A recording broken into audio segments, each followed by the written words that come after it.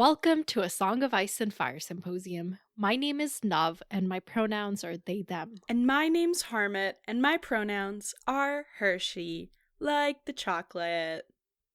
And this is A Feast for Crows, chapters 41 and 42. Alayne and Brienne. These chapters are the best fucking ones in the book.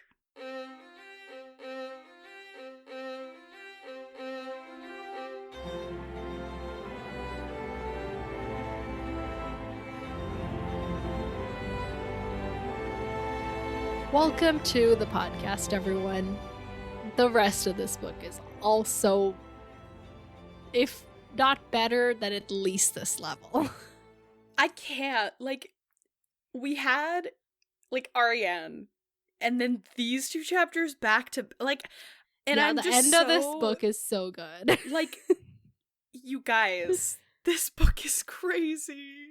But the whole book is so good, right? The whole book is so good, but something about these chapters is just a whole new level. It's elevated compared. The book was great. Obviously, it set all this up, but these chapters, the payoff is crazy.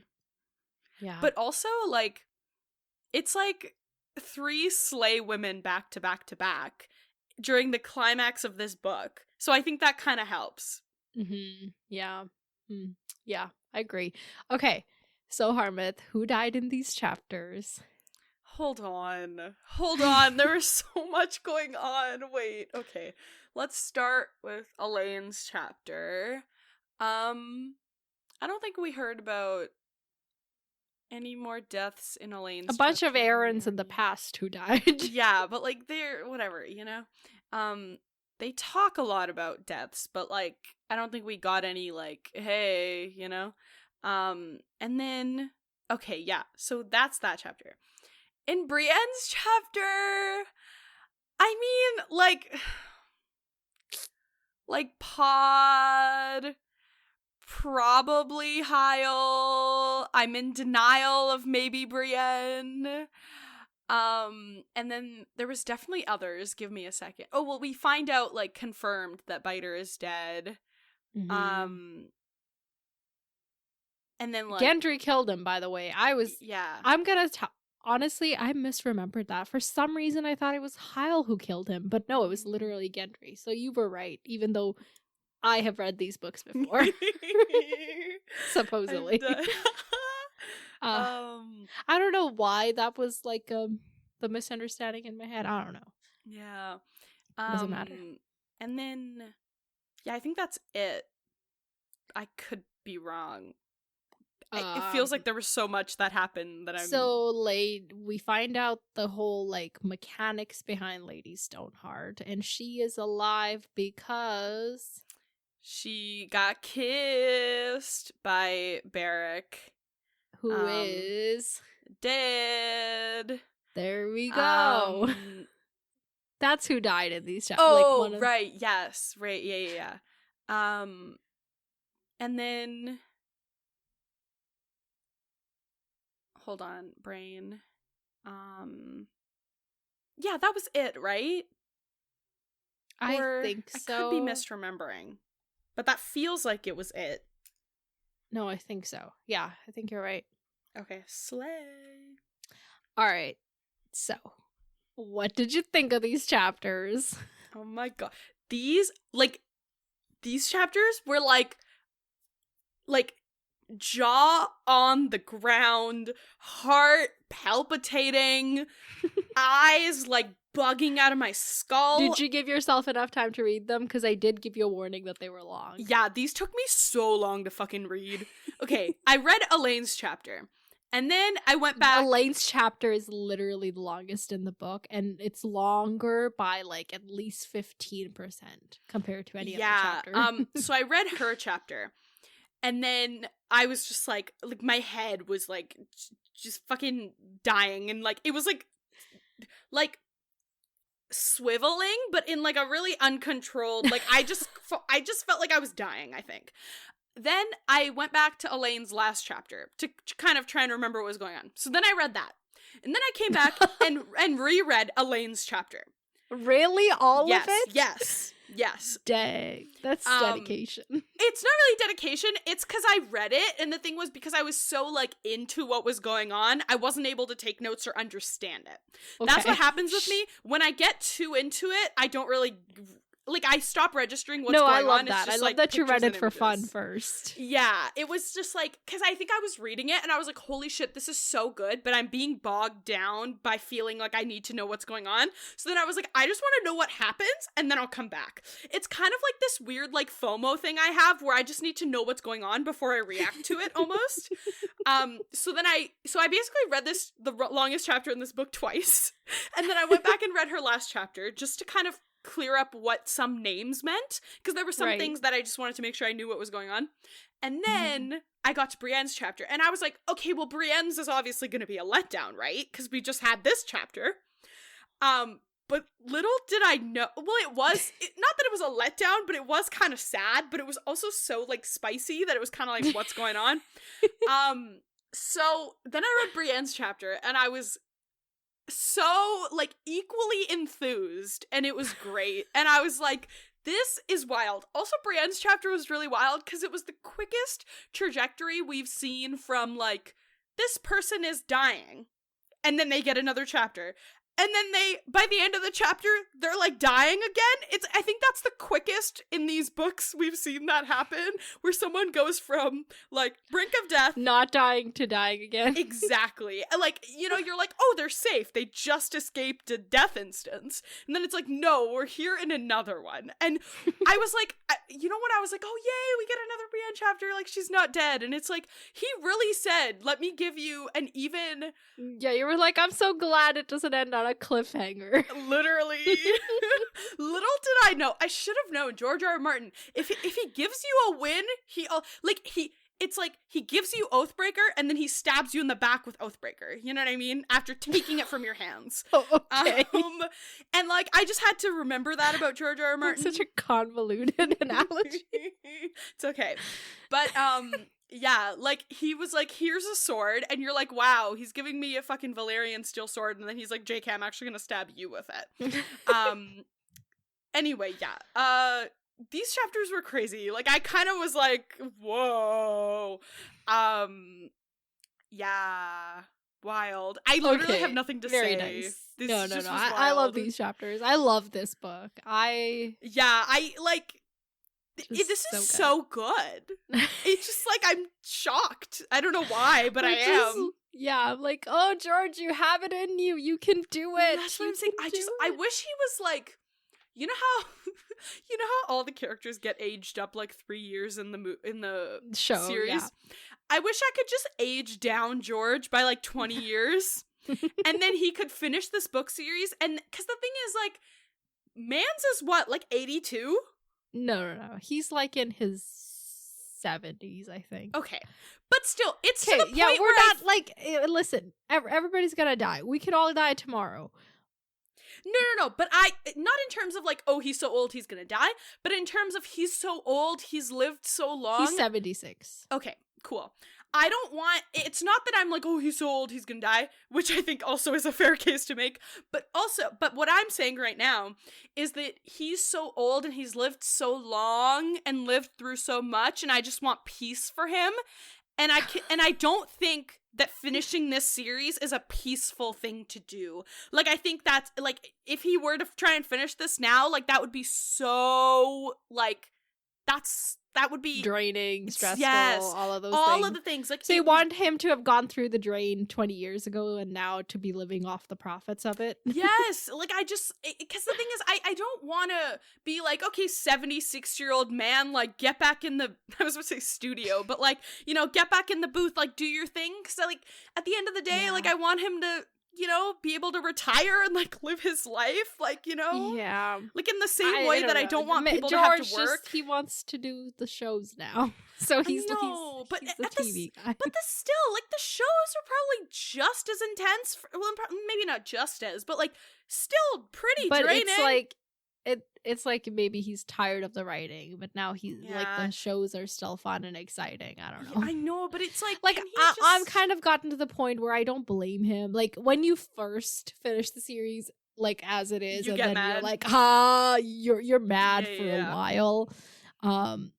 But now I've gotten like I'm not mad. I just like of course I want this series to be complete, but like no, I'm not even disappointed because like. Right.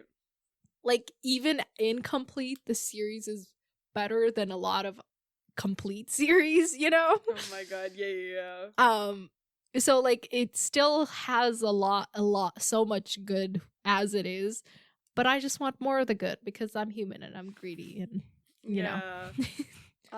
So, like, while I have kind of accepted that it's not going to happen, it's fine. It's okay, George. Just, like, just tell us that and just, like, hang out in peace, you know? Yeah. Like, I don't, like, well, I speak for myself. Like, I would leave him alone. Like, if he's like, I'm not going to do this, I'm going to be like, yeah, it's fine. Don't do it. Yeah. But I can't say, I don't know if everybody will react that way. Maybe he's, like, afraid of the backlash of just saying, I'm not doing it, you know? Yeah. I think he's probably just, like, I think when you take on, like, such a big undertaking, you're probably a little bit delusional. Probably a lot delusional, and I think that he genuinely believes that he'll get back to it and be able to finish. I think he's a Delulu queen. Well, that's he's gonna manifest this into being, I guess. Yeah. All we can do is hope, and in the meantime, we can enjoy the good stuff that's here. Yeah, we don't have time to go off on these tangents today. Anyway, so let's like get back on focus.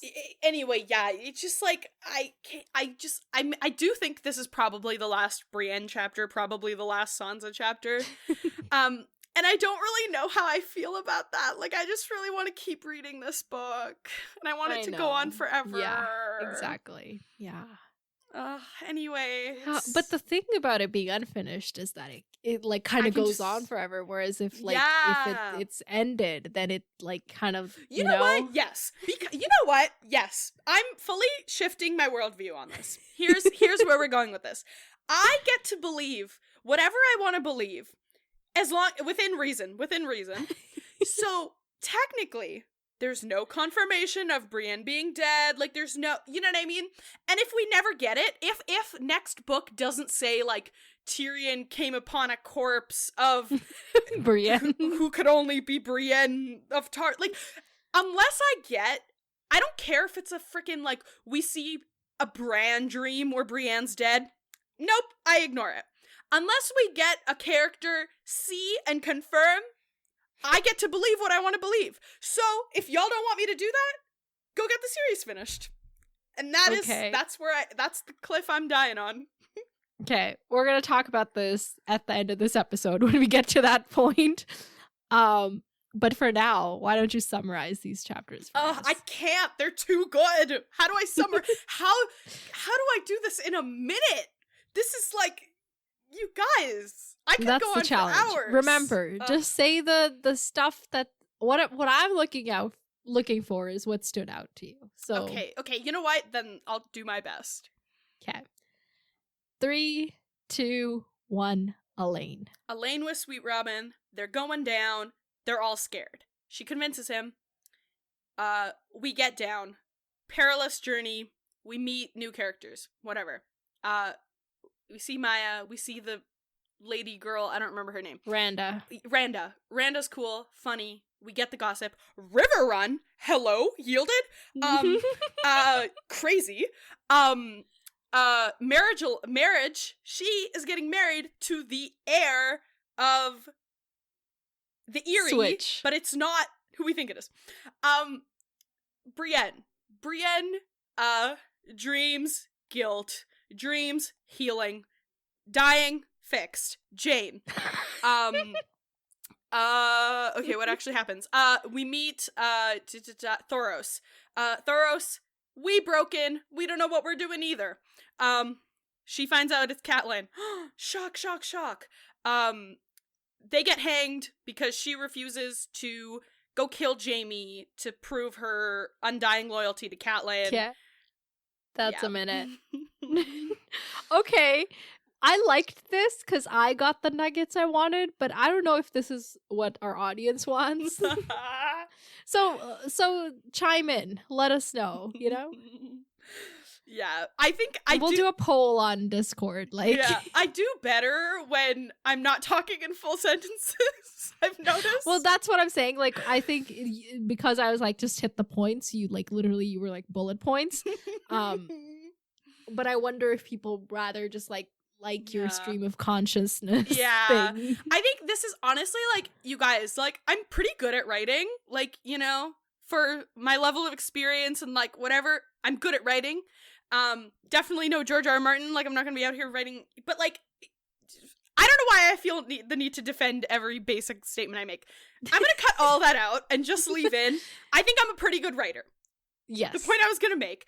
I think I'm a pretty good writer, but the way that I'm able to write is I literally just bullet point out everything and then go from there. Like, I can never, like, you know how some people can just like write? I can't write. I need to like bullet point. I need an outline.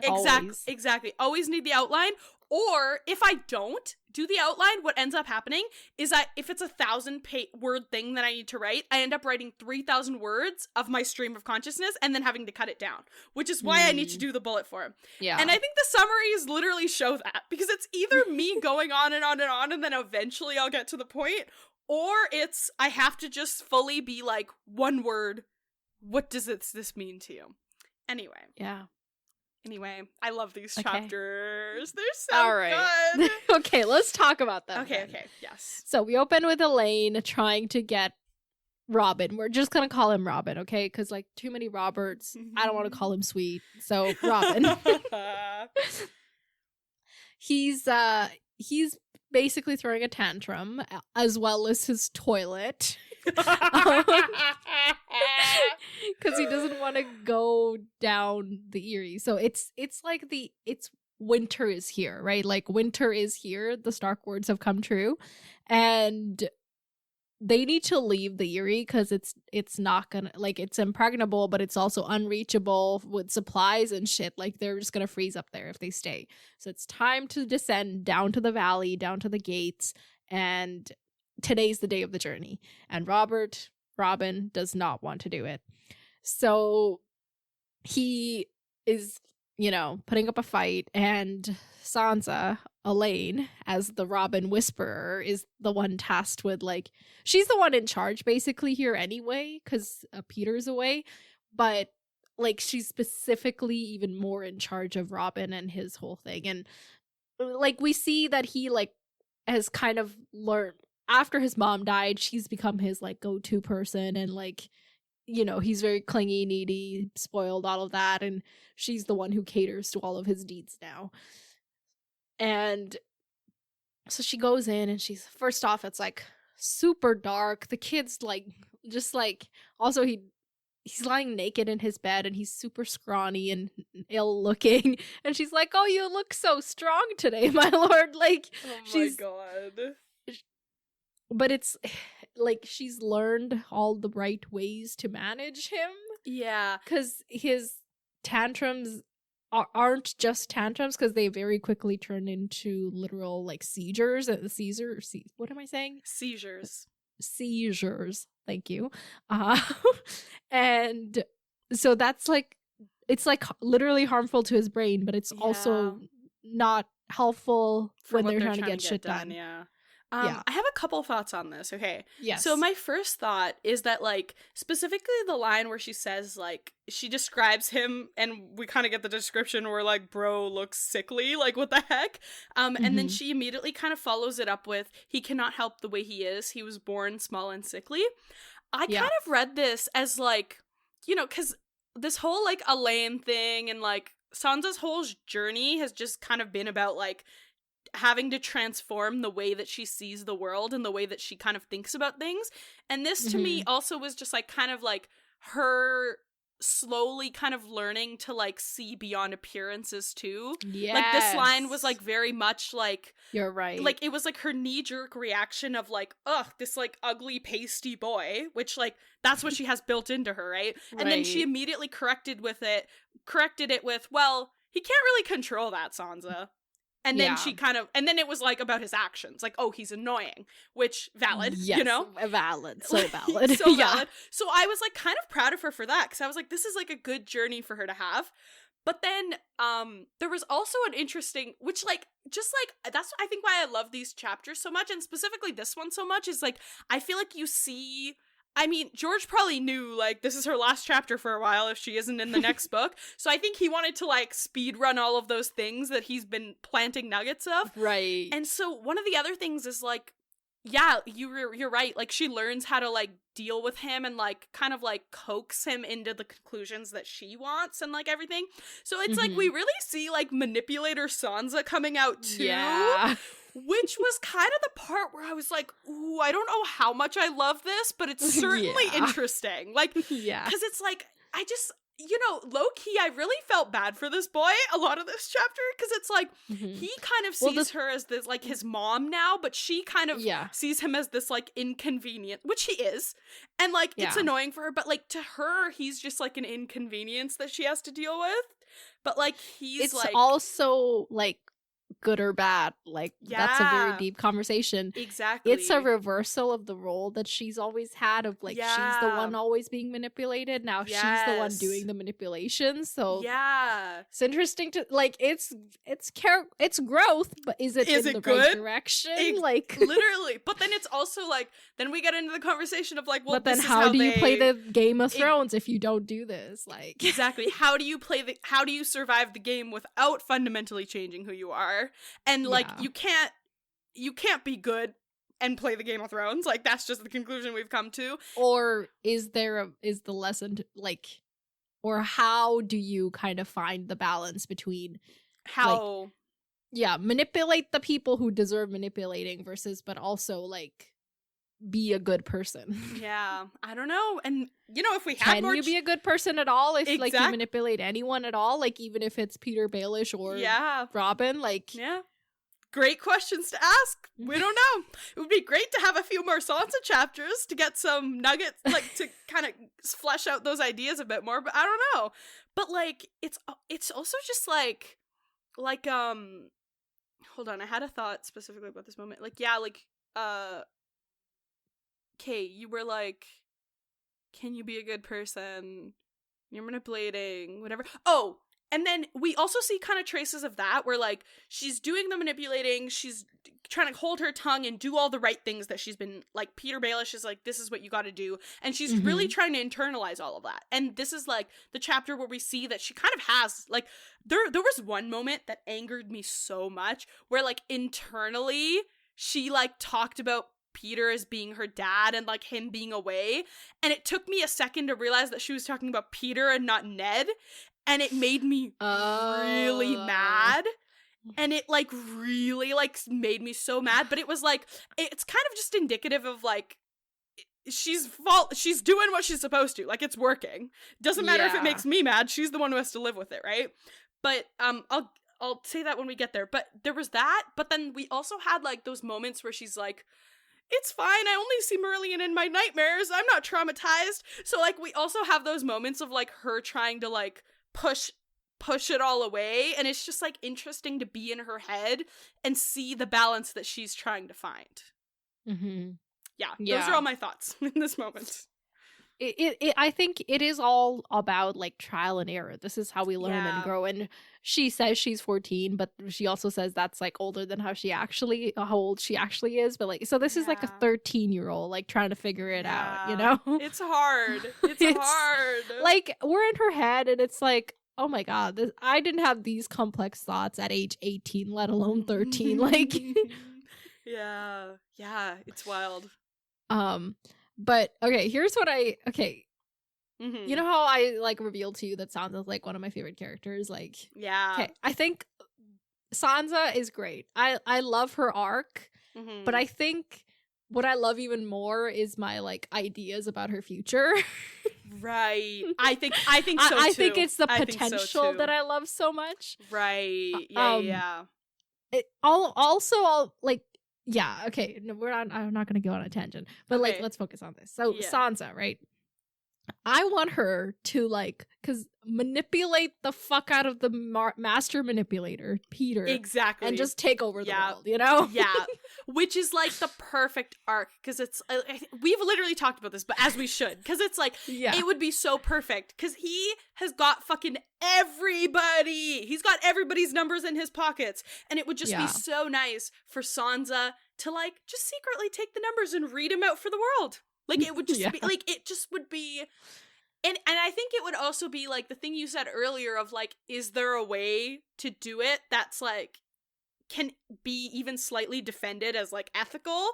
And it's, I feel like if she finds a way to take down Peter Baelish and doesn't fully lose herself doing it, then maybe I have to say that she kind of did it the best way she could. You know, she played it as long as she had to, and she did the things that she had to.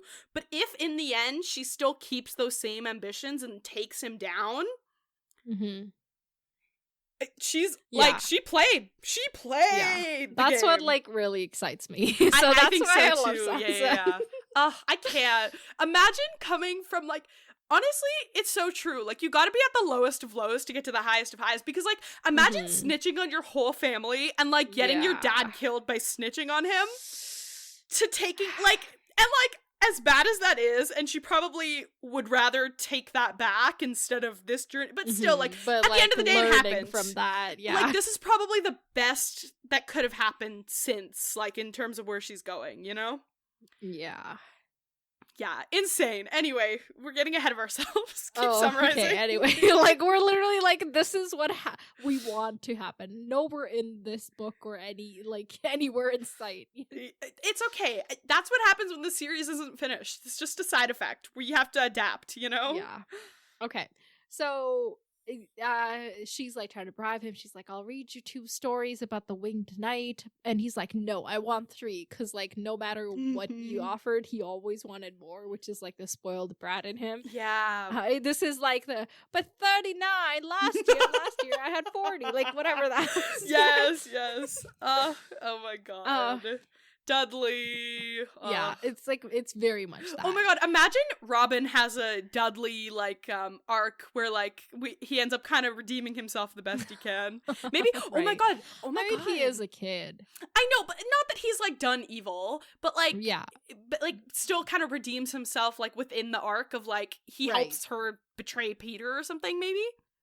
Yeah. That'd be cool.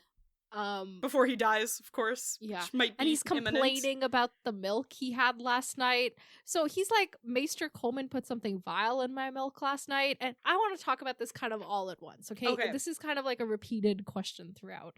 Yeah. So when Sansa asks the Maester about it, he's like, what? I only... And then he just kind of trails off. And then he's talking about how sweet sleep, the drug they've been giving him, is it can build up in your system and you don't want that. It's bad. I can give him a cup today, because we really need to get him down, but then he can't have another one for half a year.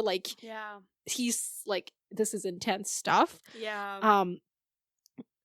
So, okay, first off, did he put something vile in his milk, or did he just not put sweet milk in his sweet, is it sweet milk in his milk? Yeah. I think that's what it is. I think he just... Or, I also figured, that's kind of what I was thinking, but I also figured, what's the other substance that they talk about a lot? They talk about sweet milk and milk of the poppy. Is milk of the poppy is knocks you out. Yeah. Okay, so is milk of the poppy it's like an opioid? How does it taste?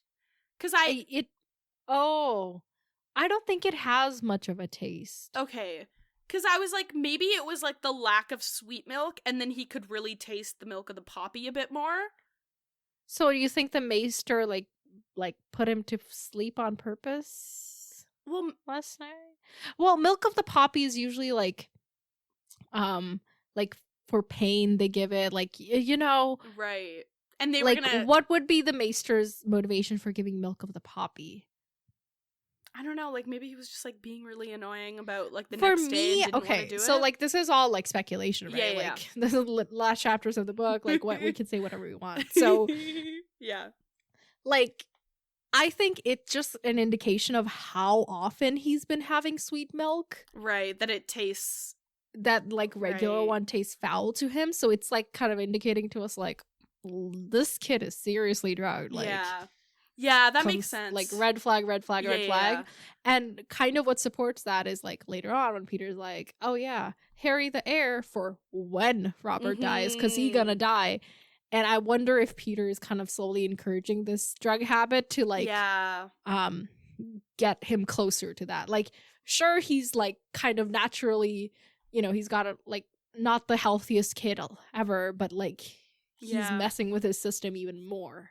Yeah, I was kind of thinking the same thing after her conversation with the maester, because, like, she makes a comment where she says, like, at the end of the conversation, she's like, the maester cared about the boy's health, but, like, we care about what, like, the boy can do for us, or, like, whatever it was. Like, the Lord's health, like, yes. What's best for the Lord. Exactly. Yeah. Like, she was like, maester cares about what's best for the boy, we care about what's best for the Lord. And that's kind of where I was like, oh, no. Like, I didn't think of it as, like, Peter intentionally pushing it. I thought of it more as, like, they have been increasing it since Lysa's death because he's gotten, like, more rash and, like, harder to deal with. So Peter's just kind of, like dealing with the problem by being like, oh, just go drug him. Like, I think what you said also makes sense to me, where, like what you're saying is neglect and what I'm saying is, like, malicious intent. Which, like, with Peter could probably be both, I bet. Yeah. Like, yeah, but I did kind of think of that, but I thought of it more as, like, Peter being like, just shut him up, you know? Yeah. Yeah. It's, once again, which, either way, I feel bad for this kid, like, and, like that was kind of the comment, like, when she said, like, he cares about the boy's health, we care about the Lord's, that was kind of the comment where I was, like, the least on her side, where I was like, holy shit, like, and his, like, he complains about having a headache, like, these are all, like, withdrawal syndromes, like, you know? Literally, yeah. So, it's, like, I don't know. Like, it could be somebody sneaking legit poison into his regular milk. Yeah, but I don't think they need to do that. Less likely, yeah. So he's like, she's, you know, doing all the things, pleasing him, appeasing him, just, like, agreeing to everything. She's like, you can have all the lemon cakes. And it's funny how he likes lemon cakes because she likes lemon cakes. Like, that's such a kid thing. Literally. But then he's like, I want 100 lemon cakes and 5 tails. Oh my god. And she's like, I'd like to give you 100 spankings and 5 slaps. And I was like, okay. I really related to that. And, like, during this whole beginning of the chapter, to myself, I was thinking, yeah. And to anybody who doesn't speak Punjabi, that translates to he lacks shoes, but not for wearing. He, like, basically saying he lacks a beating. And I want to be clear, I do not endorse hitting your children. Yeah. It's one of those things that I struggle with because it's, like, the built-in Punjabi thoughts for me. Like, it doesn't mean that you're literally gonna hit somebody, but it's exactly, like, you need like a stern talking to, like, you know? But saying that, but that doesn't sound the as same. fun as it's the same reason why, like, it's the same thing that I have with, like, using, like, words like crazy or stupid or, like, dimwit, like, words like that, like, where it's like, I don't want to use those words because, like, what they describe isn't, like, what I want to be projecting and what it's going for, and I do think it's disrespectful, but also it's so hard to express those words and what I'm trying to say without saying them. Same thing with, like, that inner, like, Punjabi thing of like, just being like, well, just go fucking hit the kid. It'll teach him a lesson. And, like, I don't mean that when I'm saying those words. Yeah. It's like a weird, like, normalized thing in our head, and by like saying it, we're normalizing it further. So every time I think it, I feel guilty about it, but it's the first thought, and then the second thought is the correction of that thought. Yeah. But when I read this, I was like, you're like, he needs a good slapping. But yeah, it's like the thing of, like, obviously I don't condone that and I don't really think that way, but sometimes it's like, I also think it's, like, as important as I think it is to, like, not normalize those things, I also do believe that it's important to be able to express ourselves in, like, the exact words that we want to. And that's what I struggle with, where it's like, Because I think when we start taking words away, we're like, it's like we're 1984ing it. You know what I mean? Where we're finding less. This is like such a big conversation that we don't have the time for. Yeah, sorry. Why did I just always, you derailed me. I'm the one who keeps bringing them up, and then I'm also the one that I'm like, no, I've had enough of you talking about it. Let's shut up now. I know, because anyway, yeah, because I had literally, you know what's so funny? As I was reading this, I knew we were gonna end up having this conversation because my brain also went to like just shut him up, and I knew that your brain would have also gone to the same spot. Like that was an active thought in my brain. But anyway, yeah, it's hard. Collective work together towards. That's what collective means. Okay, let's collectively work towards genuinely expressing ourselves without causing harm. Yes. It's like probably the largest undertaking. Yeah. But it's hard because then it's like, what do you say? What do I say? The kid needs a stern talking to. Yeah, it doesn't hit the same, but maybe if we like eliminate the beatings part, then maybe the stern talking to takes on that like intensity, you know? I don't know if it does. I feel like I've tried that and it doesn't, like, there have been No, I don't mean like just us. I think like if culturally if those like, you know, if the most extreme thing you can do to a kid is give them a stern talking to, and then if you say that, like that becomes the like shocking thing that we want to say. Yeah. But it's gonna take more than just us, but we can start. Yeah. So what we're saying is don't actually hit your kids, but like spoiled kids are really just fucking annoying, bro. It also just took me back to my childhood and like trying to tell all these kids to shut up and listen to me. And it's so hard. It's like so your hard. Peers? No. Let me explain. I have younger cousins who I lived with for the longest time, and I have a younger brother. Your kids. Yes, specifically the kids that I live with who I needed to yell at all the time. Those kids specifically. It really, because sometimes you're like, or like, everyone's had this experience who has like younger siblings where like, you like, you know, you're both kids, you like hit the kid or something, or like you like upset the kid, or like the kid gets a bruise by like running into the table, right? And now you have to figure out a way to quiet the kid so that you don't get told don't get in trouble. Yeah. But so now you have to like really sweet talk the sweet Robin. You know what I mean? You really have to be like, oh my, no, like, you know, I didn't mean anything, and like the parents are gonna get mad at me. Don't, like, you really have to manipulate the kid, and it's the most unethical thing ever. But you're also a kid, so it's okay. I don't think like that's a younger kid, or like you can be the same age, older. Siblings will fight. Like hitting your siblings, totally acceptable.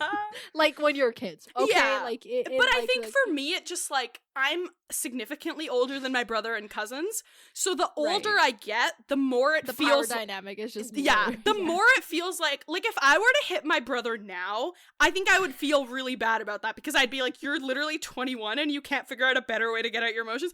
But when I was like. Okay, you're 20. Yes. I'm 21 and I can't figure out a better way to get out my emotions. I was like, when did your brother grow like 10 years? No. But then like, obviously when I was like 15 and he was 5, it was like, this is fair game. Like, I'm also a kid. Like, shut up. Like, you know? Right. I'm going through puberty. To do that because my siblings like very close in age to me. Yeah. So we've always kind of just been equally shitty to each other. And it's been okay. Yeah. Like, obviously, like, we get in pillow fights and shit, but that's all consensual. We both want to beat each other up. That is our message today. Consensual beatings. Consensual beating of your fellow peers is oh god. Okay, let's please extract ourselves from this. I feel like if we were like some kind of like a business podcast, we would be so sued right now. I don't think so. I think what we're saying is fair and it's okay. It's a good thing this is a hobby. Okay. All right.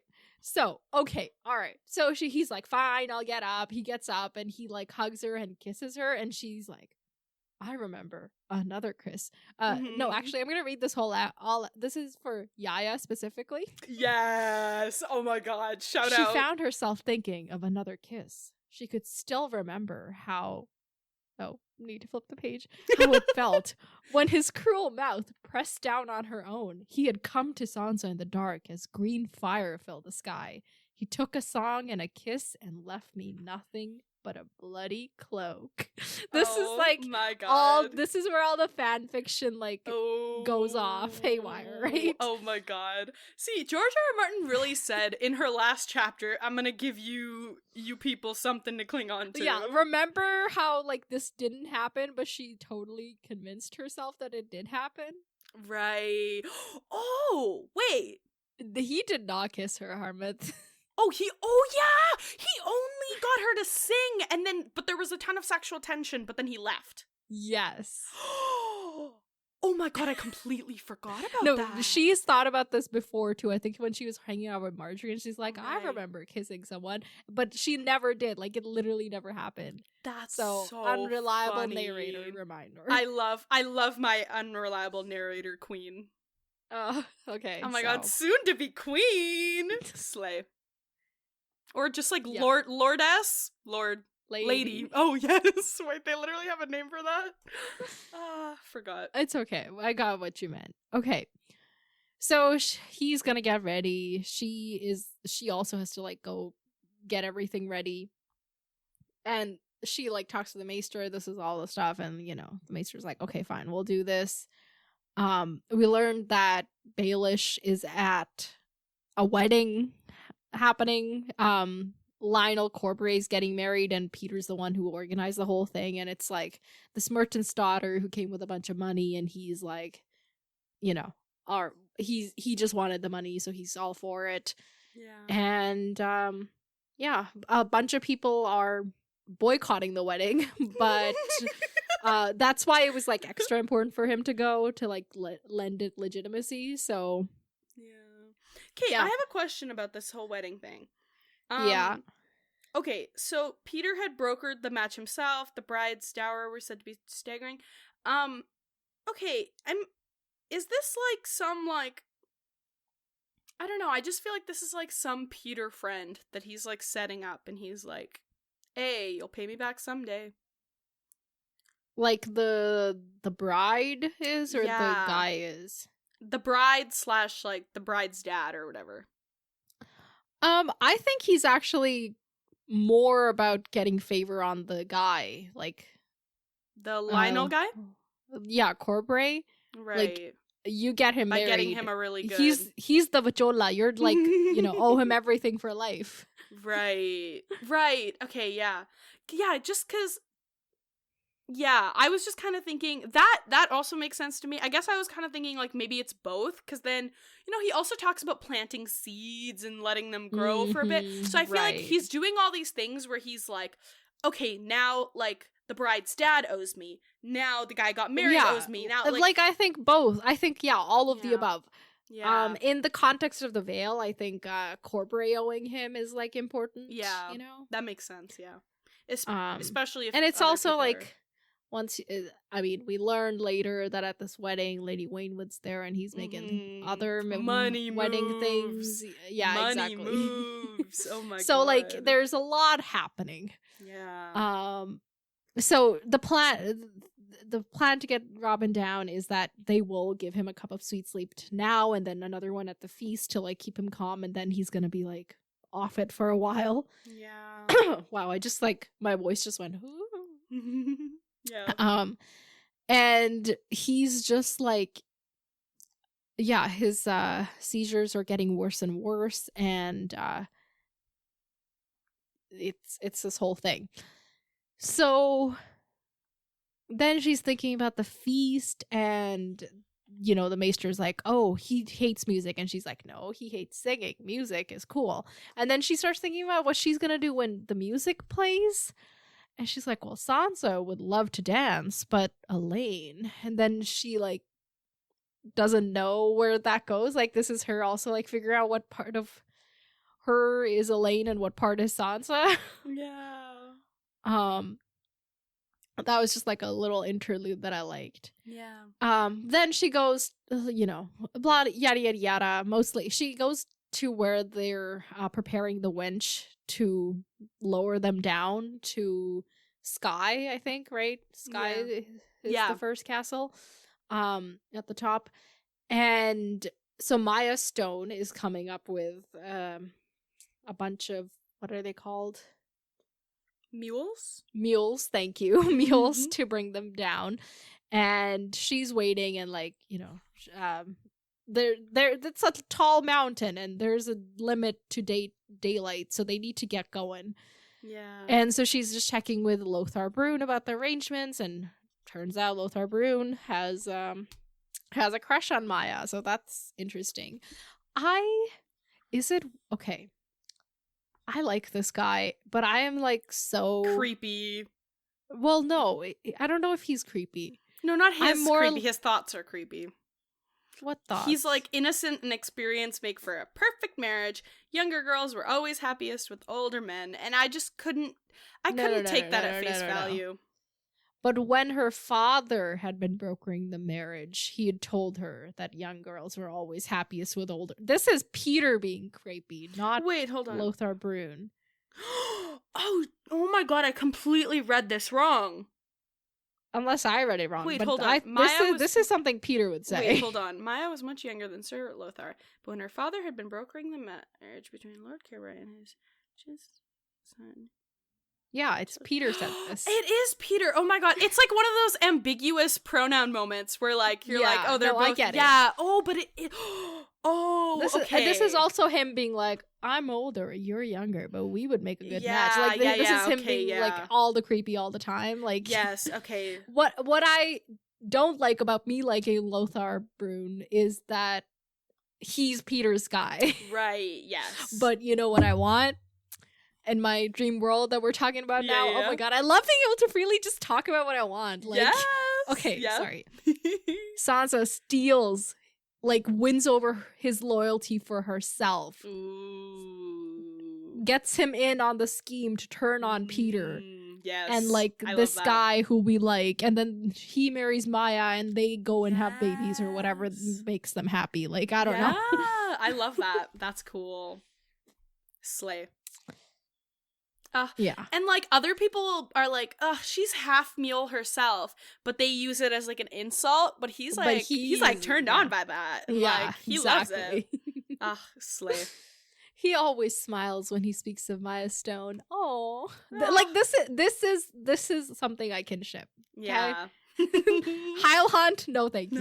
This I will go for it. Oh my god. Slay. And he's also the person who saved her from being assaulted by Marillion a couple of times. So like all of that, like, yeah. I'm probably like making a mistake in liking him, but I like him. You like him nonetheless. Yeah. Yeah. But right before that, like right before we find out that like he likes her or whatever, she's just like basically getting like one last look at the place, and there's this like really sad like inner monologue about like, oh yeah, like there's a sept but no septon, there's a godswood but no heart tree, even the gods were silent, no prayers are answered here, she often thought, though some days she felt so lonely she had to try. And I was like, this is so sad. And it's like, you know, we still got the Sansa, the sad Sansa in there, the sad girl Sansa. Yeah. Ugh, but yeah, she's afraid a Stark. The emo is built into her. Yeah, and she's afraid of going down because she's like, oh, it's so much more likely that I'm going to be unmasked. Like, the queen still has people out for me. Like, I will be dead if they figure out who I am. So she's scared, but she's trying to, like, placate herself and Sweet Robin at the same time. Yeah. So they send the winch down. Okay, so Maya comes up on this one, but like but they're surprised that Maya, like, Sansa is surprised that Maya came up, but like, why did they send it down in the first place? Empty, the first time around. Well, maybe, was it like a signal, like we're ready to start descending or something? Maybe. Did they descend it in this chapter? Yeah, maybe like it was already when she first goes to, like, when she's talking to Lothar Brune here, Mord is there, like, right, getting it going. yeah, I don't know. Well, maybe it was already. Hold on. Because after this is when she goes to finish packing, and then they come back later to actually go down. Okay, this is not important. No, but they okay, wait, sorry. I don't know if they were shocked that Maya came up. I think they were shocked that Miranda was with her. No, Sansa says, like, oh, she must have come up in the winch. Like, when she sees Maya. Right. Like, as if, like, not expecting her to have come up, you know? Like, she must have come up to see what was taking us so long. Like, she says that. Right. Yeah, I anyway, don't know. So they're just sending, like, an empty bucket down for some reason. I don't know. But also there's this weird moment where she's like, oh, Mord's, like, getting the oxen to, like, get it to spin, and she's like, oh, these poor oxen are gonna be killed soon. Yeah. Because they can't be taken down. But also, how did they get them up? I guess they got them up when they were, like, little baby calves or something, and then, like, yeah, they just grew older there.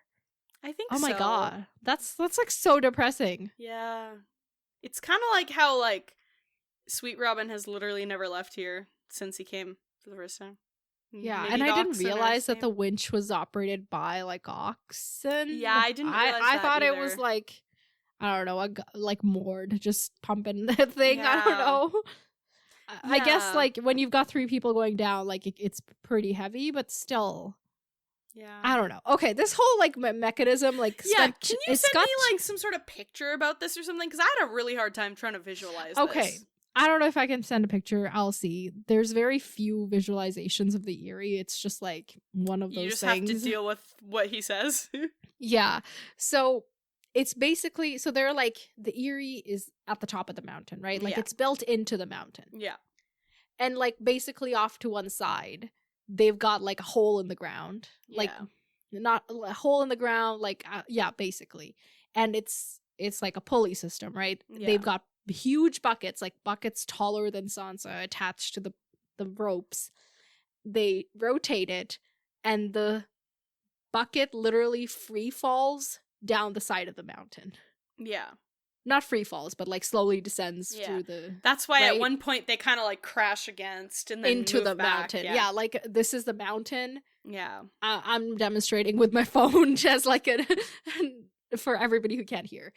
They drop the thing slowly, and then it goes, and then if there's wind, they hit the thing, but, like, they just bounce back. It's like 600 feet. It's like when you're rock climbing and then you kind of hit against the wall and have to slowly lower yourself down. Sure, I don't rock climb, so. Yeah. Okay. Yeah, got it. Yeah. That's kind of what I was picturing. I guess I just have a hard time picturing, like, I guess, like, in space where the oxen are. Like, I guess I just have a hard time picturing, like, the movement from, like, the top I picture maybe, like, a hole in the ground. Right. Like, they've got, like, solid stone around the hole. Mm-hmm. But no, the oxen can be off to the side. Pulleys can work like that. Yeah, like, they don't. They can. I just have a hard time picturing it until I have a photo. Like, as soon as they said oxen, it kind of threw me for a loop. Because once again, I also was imagining, like, a man pulling real hard, being real muscular. Yeah. So then I kind of was like, I guess I just had a hard time visualizing, like, the oxen, like, pulling. Like, I don't know. I just couldn't really. I was like, are they all, like, in a line and they got, like, you know, I just couldn't visualize Imagine old school wells with oxen. Right. But it's the same thing, except the bucket is larger than humans, and the well is like a mountain. Okay. Right? Sure. Yeah, that's just not how my brain works. I have a hard time visualizing without a visual. Fair enough. I will try to find something. If anybody else has a good, like, visual of that, please share it. I would love to see that. Yeah. And we'll share it with everyone. Just, like, send it our way. So anyway, these poor oxen are gonna be killed and then left to die. Like, they're gonna be killed and then just left to rot. And then when they come back in the spring, they're gonna hope that there's some frozen meat left, and the more meat there is, the more plentiful the summer will be. Like, it's this weird ritual thing. I guess it's less cruel than just leaving them to starve. Yeah. You know? Yeah. And I guess Mord is gonna climb down that chimney thing because he's the one in charge of this. Okay, anyway. So this is she also hears that Miranda has come up with Maya to Sky. Yeah. And she's like, oh, I guess that's interesting. And Peter had apparently warned her about her. Yeah, because Miranda has more to her than meets the eye. She's cleverer than her father, so yeah. But she's a real gossip. Gossip, but also she keeps a lively court, he says. You know? Like, I feel like it would be fun to hang out with Randa. Yeah. So she goes to her room for the final time, and she like just like bundles up in all the warmest things, and we get a note about like how she's leaving all the fine like Liza things up here because like down below she's got to be the modest daughter of modest birth and all of that stuff. And yeah, she took one last look at her room before she left. I was safe here, she thought, but down below, it's weird. Like, I mean, Sansa hasn't had a home in so long. Yeah. And this kind of was a home. I don't know. Yeah. It was sad.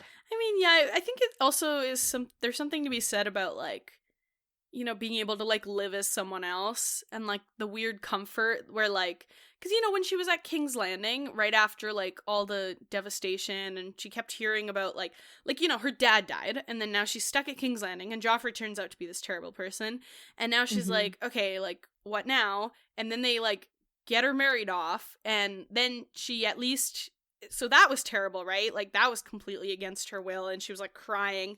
And then she's kind of like hearing about Rob's rebellion and she's like, ooh, okay, we're getting somewhere, and she's getting hope. And then all of her family is just now fully dead.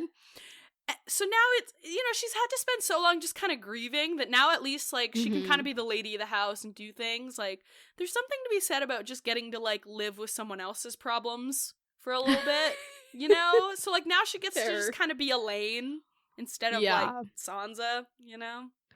Just kind of, her life has just kind of sucked, unfortunately. Yeah. So she gets ready, she goes back to the winch room, and everybody is gathering there. Maya has come up to see what's taking them so long, and Robin finally comes in. And sorry, there was a moment when like Maya comes up and she's like describing Maya, and we find out that she knows that she's like Robert's bastard. Right.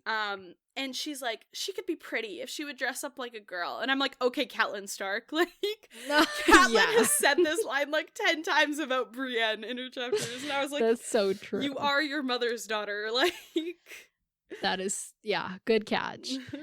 So, Robin finally comes along and he does not seem thrilled, you know? Yeah. And, and then Maya, I'm gonna like Miranda, Maya, they both are with MY. It's too much. Okay. So Maya's like, okay, my lord, will you ride down with me? She just like gets straight to the point, and Sansa's like, oh, she should have like really, you know, greeted him with a smile, told him how strong and brave he looks, and like done everything that she's gotten used to doing. Yeah. But I do like that Maya's no nonsense, so. Yeah, I like that she's just kind of doing her thing. I was like, well, she knows what she's doing. Robin's like, no, I just want Alayne. You can't come with us, and you smell. And she's like, okay, fine. Like, she's like, I don't want to spend any more time with you than I have to, so I'm fine with that. Yeah.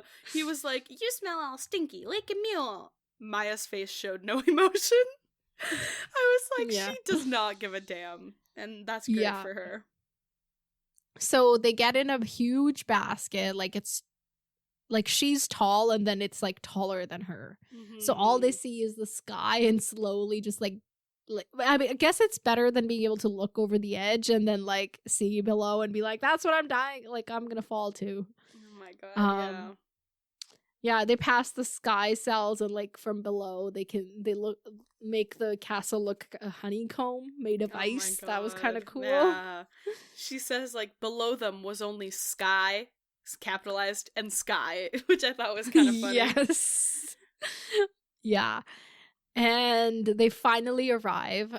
I'm like, how do they aim these things? Like, no idea. I don't understand this mechanism at all. So Sky is basically this like cave in the mountain. Yeah. That's got like shelters and storage, and then like a huge muddy yard, and the yard is where they land. And also the like not the steps, like the kind of handhold ladder thing that goes up. That's the other way to get to the Eyrie. Yeah. Is also inside that cave there. So they get to Sky. It's not much, but it'll do. Yeah. And we met Miranda, and she's like a short, fat, bubbly person. Like, yeah. I don't know. She gave off good vibes, honestly. Yeah. Like, I agree with Peter's warning that she is more dangerous than she looks. Yeah. But I like. But she just actually. was fun. Like in the moment, even at one point, Sansa like kind of like starts gossiping with her, and she's like, "Oh, it's so nice to just have someone to gossip with again." Mm-hmm. And like that's just kind of how I felt. I was like, you know what? Just let the girls gossip. And she's like our curvy queen, you know. It's like a nice little. No, she seems great. Like she's not overly concerned with other people, and I love that. Yeah. Yeah, and yeah, like she's like, "Oh, you're prettier than I thought," and Sansa's like, "Oh, you're so kind," and she's like, "Oh, how boring! I aspire to be wicked," which is so fun. You must tell me all your secrets on the ride down.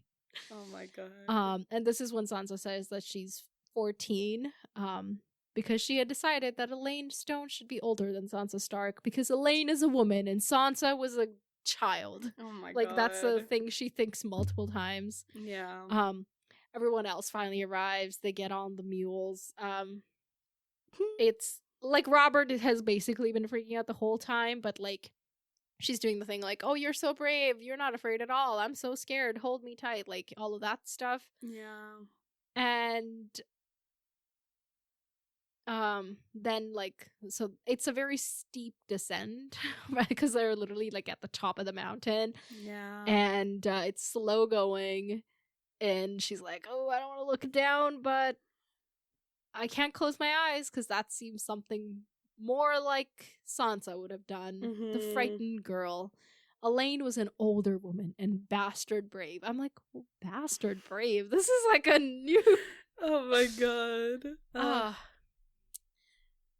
Yeah, so they're going down. Eventually it becomes like wide enough for two people to ride along each other. So Miranda pulls up and she's like, "Hey, your dad called, like sent a letter." Like, yeah. And she's like, "Oh, what did he say?" "Oh, the wedding was great. Like, everybody's very happy.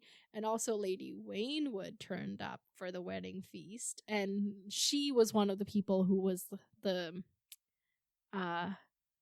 Lord's declarant. Like, she was the ones who was supposed to be boycotting the wedding, but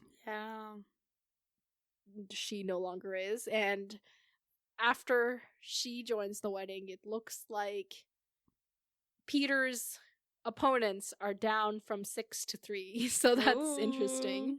Yeah. And lots of other news, because Elaine's like, "Oh, is that all?" And she's like, "Yeah, that's what all your dad said, but here's other juicy stuff." Yeah. River Run has yielded. This came out of nowhere.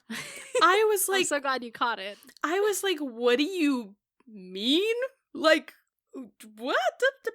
And then it says, but Dragonstone and Storm's End still hold for Lord Stannis. So like Loras's supposed or potential or actual victory in Dragonstone hasn't made the news yet. Or maybe this is like slightly back in time from that, or like I don't even know. Right. I actually didn't even think about that. because wait. Like, River Run, we left Jaime and they hadn't yet done it. Like, he was like, you're gonna do it, and, like, will it happen? And you were like, oh, he'll get there, but they won't actually do it. So I guess they did do it. So maybe Jaime's POV is the one that's a little bit behind, but then everything else is going on. But I feel like, okay, Cersei's is like the most recent POV, right? And then Jaime's is the most behind, and this is kind of middle. She has heard about Dragonstone, right? Yeah, and then these people have heard about Jaime's stuff before Jaime. We've seen it from Jaime. Right, but they aren't as far ahead as Cersei. Yeah, I didn't even think about that. I just took that at face value. I was like, oh, because or maybe it's just like, they have connections in Riverrun, but they don't in Dragonstone. Maybe that. But did Loras succeed? Didn't he get like almost killed? The thing was he won the day, but he's gonna die. Like, that was okay, but he did succeed. I forgot about that, I think. Yeah. So I think in my mind we got. Okay, got it. Okay, yeah. Yeah. So I don't know, like, what happened. Like, I don't know. Do you think Jaime's scheme worked? Like, did Edmure do exactly what he said and all of that? Maybe, but that just feels too easy. Like, I sure, but like, maybe, I don't know. I feel like if I had to give like a concrete guess as of right now, I think maybe like the singer was like, "Okay, go do the thing, but then we'll do this to assist you." Because it seems like at this point, the Brotherhood, not that they're really on anybody's side, it feels like they're just kind of killing anyone Catelyn doesn't like, but to the most degree, they're kind of on Catelyn's side, right? As of right now, like, that's kind of what they've aligned themselves with. Yeah, being against people Catelyn doesn't like kind of automatically puts you on Catelyn's side. Yeah. And so, I wonder if there's some sort of, like, he was like, yield now, but then we'll come in and, like, kill Jaime, or, like, kill the Lannisters, or, like, maybe this is, like, some sort of scheme, you know, because they have got to know that, like, Jaime's there now and nearby. So I just feel like it's some sort of like long game. And the reason I feel that way is because I just have a hard time believing that Brynden listened. But maybe the yielding was despite Brynden being like, no, let's not do this. And they listened to Edmure because he was the heir. But I'd predicted last time that even though Edmure is the heir, they were going to listen to Brynden because Brynden is Brynden and Edmure is Edmure. So I just kind of, I guess what I'm saying is either Brynden being like, we're not doing this, didn't work, which I think is unlikely. So I think there might have been some sort of like, there's a reason that Brynden consented to it because he's playing the long game. And the long game is some sort of thing involving the Stoneheart singer stuff. Because other than that, it just feels like too easy of a victory for Jaime. Okay. I guess is my thoughts, yeah. All right. Either way, wild. Yeah. They've heard that there's a new High Septon around, and they've also heard that the Night's Watch has a new commander, some bastard son of Eddard Starks. And Sansa can't help but blurt out Jon Snow, and she's Miranda's just like, oh. Yeah, like, she doesn't pick up on the whole thing, which I'm like, did she not pick it up, or is she not showing it? Is she gonna, like, is she gonna process this later and then, like, come back to it? Like, I was kind of thinking that too, where I was like, because at first when she brought it up, I thought she brought it up because she knew. But then I kind of was like, well, maybe she doesn't know, and this is just her going through all the gossip that she's heard. Yeah. But I don't know. I think the most likely is that she's just talking all the news, but then later she might, like, this is suspicion one. Yeah. Like, she has, like, another reason to suspect Alayne of being Sansa. And then she thinks back to this and she's like, wait a second, she knew the name of Dad's son and blah, blah, blah, right? Like, yeah, that makes sense. Especially, like, because, like, later on in this conversation, she literally is like, you're pretty, but, like, I got bigger breasts, and, like, blah, blah, blah. She's basically sizing her up and basically being like, oh, you're not a threat to me because you're just some bastard girl. So then, if she finds out about this, like, engagement and stuff against the guy that her dad was trying to get her betrothed to. Well, I don't know if the engagement's, like, gonna be secret. Right, yeah, but, like, let's say, you know, she finds out. But whatever. finding out that he's engaged to Alayne is different than finding out he's engaged to Sansa. Yeah, but I think if she finds out that he's engaged to Alayne, she might be like, what? And that might also be another thing that's kind of like, well, Alayne is really pretty. Like, maybe it's another thing that kind of sets her, like, alerts her to what's going on. Do you think that Harry the heir knows who she is for real? Oh. She has to convince him. Why would she need to convince him if he was like, I get to marry Sansa Stark? Yes, please. Like, well, I don't know if he would. Well, I don't think he knows. I think that would be too. Yeah, like, he doesn't need. Like, to it's got to be a surprise for everybody. I think. Yeah, I don't think he knows. I think convincing him is just like. Yeah, I think you're right. I don't think that he knows. That didn't even cross my mind, because I just don't think that he does. I think it's more of like a, you're so pretty, you'll win him over, and then we'll go from there. Because at the end of the day, like, it's not really about Harry the heir. It's about the heirs that she's gonna make with Harry the heir. You know what I mean? It's true. So, like, we just kind of... You just kind of yes-and him. Like, you know how Jenna just yes-ands her husband, but she's like, he a dork? Kind of like that. Yeah. So, I can't believe you actually said her name right. Like, I had to kind of autocorrect my autocorrect in my brain. Okay. But also, so, sorry. Speaking of John. Sorry. Oh, yeah. The thing I want to say is after John. Yeah. Okay. She had not thought of John in ages. He was only her half-brother, but still, with Robb and Bran and Rickon dead, Jon Snow was the only brother that remained to her. And then she's like, no, I'm a bastard now, and I've got no siblings, but it would be so nice to see him once again. This is, I think, the first time ever that we have heard a positive thought regarding Jon from Sansa. I was gonna say... Girly really said, I guess it takes like everybody dying to literally to be like, well, maybe that brother is fine. Like, hey, maybe she can like outgrow her mom's prejudices in this matter. Exactly. And also, like, it really takes living life as a bastard to appreciate her bastard brother is so right, funny. Like now she can be like, oh, he was so bastard brave. Exactly. I'm just gonna call everybody bastard brave from now on. Yeah. No, I love it to it. It's such an adjective. Literally. Because it's also just like so like it's, as much as I love Sansa, it's so stereotypical, like, privileged white lady learns what empathy is after she has to, like, do an experiment and, like... Yeah, get a job or something. Yeah, like, you know what I mean? She's like, yeah, it's just so funny, because it's like, now, after years, you can finally appreciate him, but I did love this, and I do wish this for them. It was just kind of funny to be like, oh, so now he's not just, like, some guy, you know? Yeah. So, what did you want to talk about? It just immediately after, so the thing, because now they start talking about Harry the heir, right? And I guess... my question is, so everybody knows that he's Harry the heir, like that's what they call him, because they know that he's the heir, right? I just wanted to clarify that.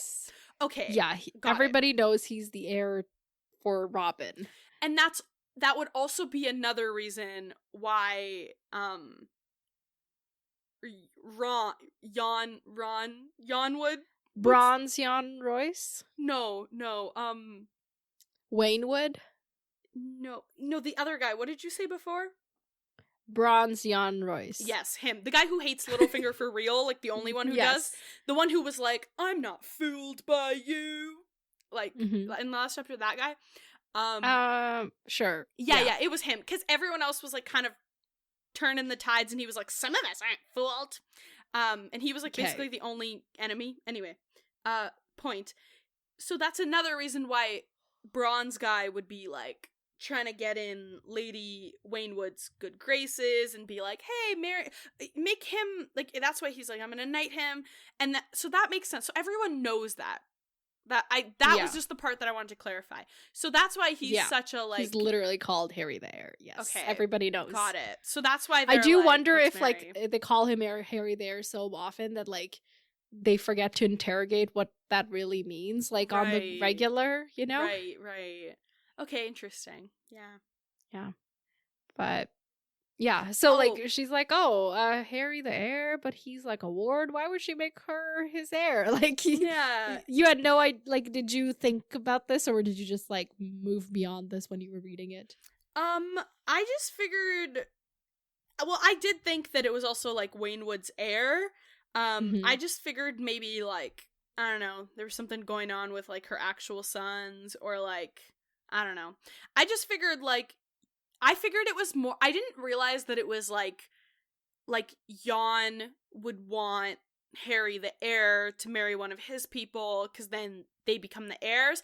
I thought it was more of a opposing Littlefinger means keeping Waynwood on my side, and one way to get her on my side is to, like, give this honor to her ward. Yeah. I didn't think about the heir part. I just figured, like, she liked him more than her actual sons or something. I don't know. Yeah, fair enough. Okay, so then Miranda is, like, talking about Harry the Heir, and she's like, oh, yeah, you know, he's got a bastard daughter by some common girl. Like, he had the chance to marry me, but Lady Waynwood did not agree, because, I don't know, she maybe didn't like me, or maybe she didn't like my dowry. And she's like, I do need another husband, though. I had one, but I killed him. Oh my god. And turns out this guy died mid-sex. Like, insane. Literally. She says he died on top of me. In me, if truth be told. That's terrifying. It's giving that one scene in Queen Charlotte, the Bridgerton series, where I think the same thing happens. Yes. Oh, I forgot about that. Yeah. And I was like, oh my god, this is so equally disturbing and hilarious. Like, I don't know whether to laugh or be, like, shocked and... Yeah. Well, according to Randa, it was disconcerting, certainly. Not to mention discourteous. He didn't even have the common decency to get me pregnant. Like, oh my god, so funny. So she was married, like, she has been married, her husband's died, but she doesn't have any kids, and she's had sex with other people. One of them being Marillion. Insane. And she's like, I didn't know, I just thought he had a good voice. Like, I'm sorry, I didn't know he was gonna kill people. Oh. And then they're gossiping about Maya, and she's like, you know, Maya's not a maid. Yeah. Also, we forgot to mention earlier, she's like, it's literally one of the first things she says to Sansa is basically like, are you a virgin? Which is like, she's such a gossip. Yes. She's like, saving yourself for Lord and Robert. if Sansa were, would she just say no? Like, does she just expect? Oh, like, she expects that she'll be honest with her? I think she just probably is like, I can read you. I'll know if you're lying. Yeah. Your blush is not real enough. Right. I love how at one point she's like, oh, you look so... Because she's, like, trying to say things to make Sansa blush. And she's like, you look so pretty when you blush. I look like an apple. And I was like, I love that. Yeah. Also love apples, so go Miranda. Oh my god, yeah. So... Maya, the person she had sex with, was Michael Redford. He was some he was Corbrace's squire, actually. And he was gonna be he was one of the best swordsmen in the Vale, and so gallant until he married somebody else and left Maya out of it. But maybe he didn't have a choice. I don't know. Yeah. But it sucks for Maya. And I appreciated Randa, like, appreciating that fact, you know? Yeah. Yeah, so they're like, just, and then, you know, Sansa's like, you know, Sir Lothar likes her. And she's like, oh, what? Really? That's cool. Like, you know, just the whole gossiping. This is when she's like, despite herself, Alayne found herself warming to the older girl. She had not had a friend to gossip with since poor Jane Poole. Remember Jane Poole?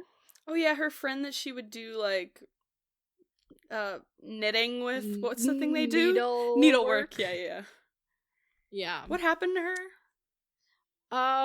So what did happen to her? Let me this was so long ago.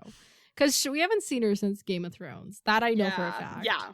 So they were in King's Landing. Mm-hmm.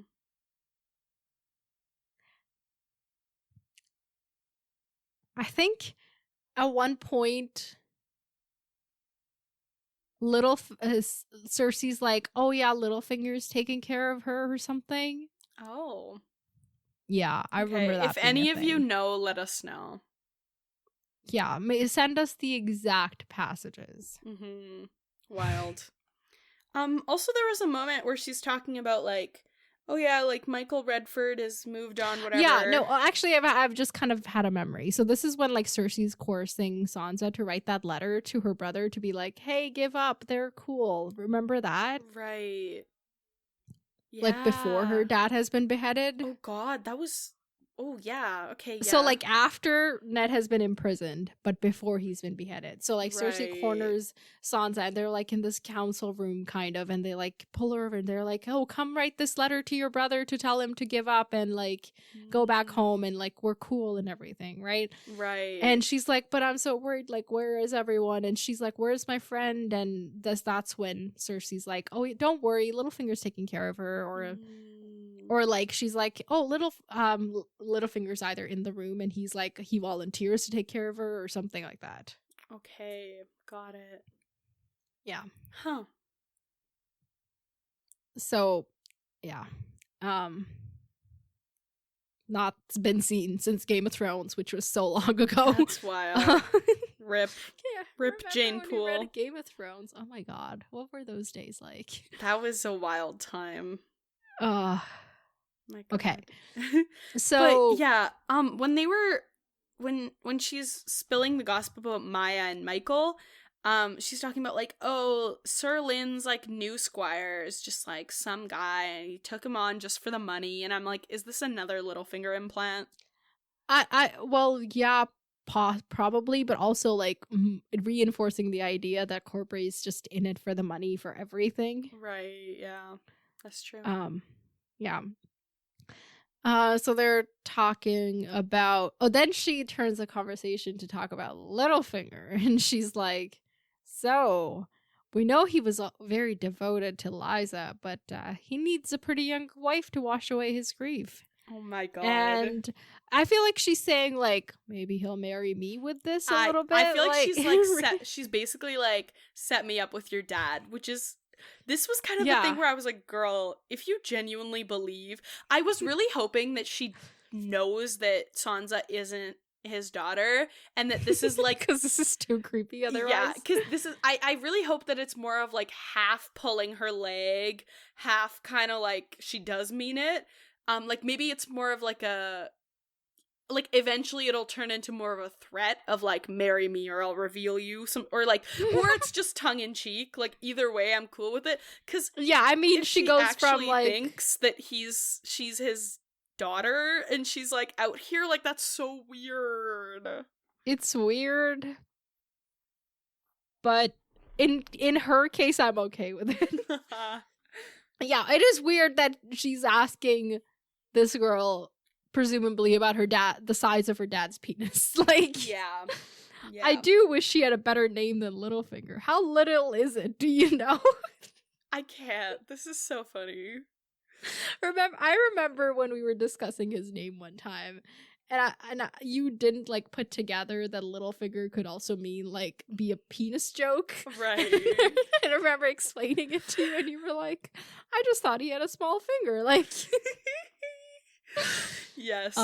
I've also, we've been doing this podcast for like almost 5 years now.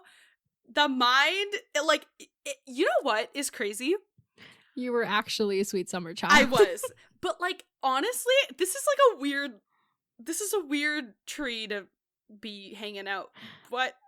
Okay, tangent. Go on. Sorry. Yes, tangent. This is a weird thing. But low key, like, there could be a whole section of academia dedicated to studying like dick jokes in movies and like just because like it's such a like it's, and I'm sure there is, but it's such a like I'm sure plenty of people in women's and gender studies have like made a study of masculinity and but like that's a pretty specifically like I want specific research papers just talking about fat pink masked little finger like I want a whole, because it's so fascinating. And it, like, I feel like my mind has been, because before I would always just be like, there is a paper or there was an essay shared last week. Yeah, but I can't read it. Okay, yes. I can't read it.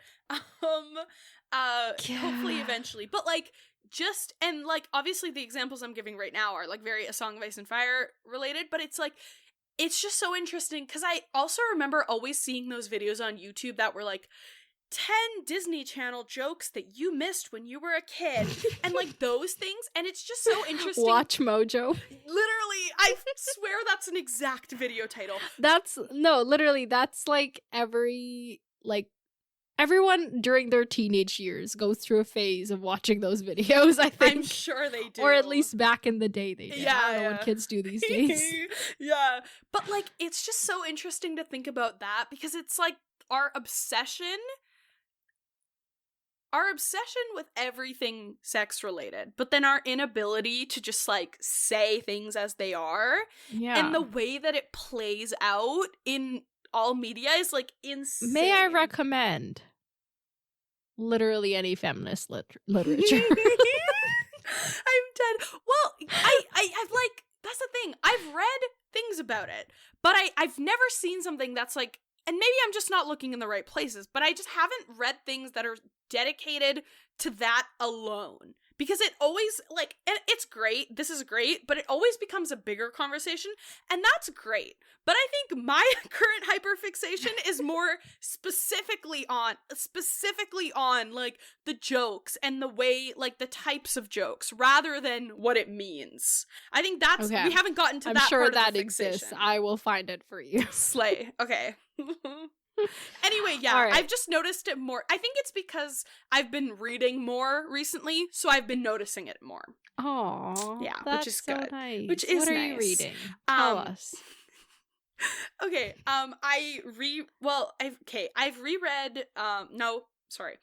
read a lot of random, like, rom-coms. Mm-hmm. Then, I was rereading the Hunger Games series in anticipation for Sunrise on the Reaping, which I'm so excited for, you guys. Like, I'm gonna cry. Also, the cover's purple, and purple is my favorite color. Wait, I haven't seen the cover, but yeah, I think I've pre-ordered it already. Oh my god, I keep meaning to do that and forgetting. Anyway, I'm gonna do that. Yeah. Anyway.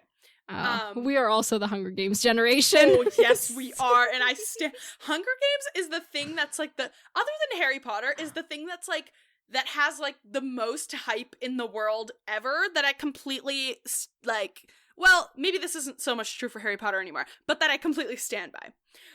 Right. But like, yeah, anyway, love Hunger Games. We are totally the Hunger Games kids. But, hold on, where was I going with this? Hunger Games. Oh, so I was rereading. What are you reading? Preparation. And then, where are you at? I am second book. I've been reading very slowly. No, that's fair. And then I reread. Also, the reason that I made the George Orwell reference earlier was because I reread Animal Farm, like, the other night. So my brain is just like, I've been thinking about that all of this week. So instead of being forced to read it in high school, you chose to read it? Well, I was forced to read 1984 in high school. And it kind of like, I was like, oh my god. And it was one of the few things that I was forced to read that I actually really was like, whoa, I'm glad that they like made me read this. Because then it made me, well, other people in other classes at my school had to read Animal Farm. So I heard about it, but I hadn't actually like read it all the way through. So I knew what was going on, but I hadn't like seen it laying out. Then it's an allegory. Okay, sorry, crazy. And then I've also been reading, this is like, I think this is my first like TikTok made me read it book that I've ever that I've ever actually read because of TikTok. Okay, I'm so curious which is now. A Little Life. Oh, I have not heard of it. It's- Well, I haven't been on TikTok in years, so. Oh, this was like, also, once again, even though I'm reading this from TikTok, I'm reading it from TikTok like 7 months late. This was like in the summer and like September, October of last year. It was completely blowing up and everyone was reading it. And one thing that it was being memeified for was that it has like 100 trigger warnings because there's so much going on in the book. Like it's like the most. It's not a fun read. That's why I had to. Never mind. Yeah, no, I was gonna think ask you for no. I only read to escape. Like, please do not. No, fair. But like the thing is, because I haven't, it's like super long. And I've also been reading it. I think this is the longest book that I'm ever gonna finish in audiobook form.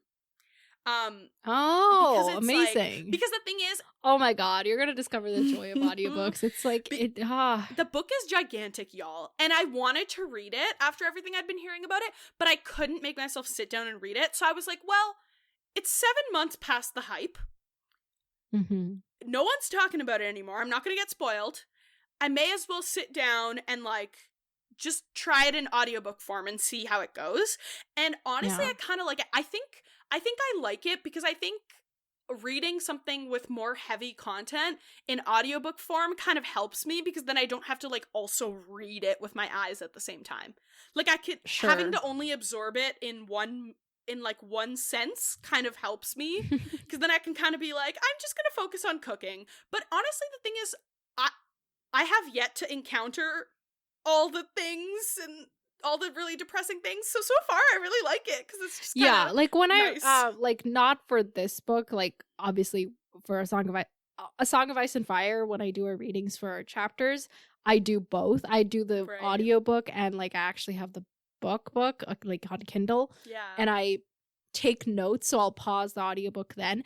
But then the audiobook, because it like kind of keeps playing, it stops me from dwelling on really random things most of the time. Yeah. Like it serves like a dual purpose. Yeah. Like it keeps me on track, basically. Yeah. That's kind of how I feel when it's like heavy content, because otherwise I'm just gonna sit there and be unable to go on. But if I'm hearing it, it's going on anyway. Yeah. And that's what I was gonna say. Like when there's like action heavy books, I don't really care about action. I'm gonna be honest. Like even with like Cradle, I loved Cradle. Like you know how like I was like Cradle.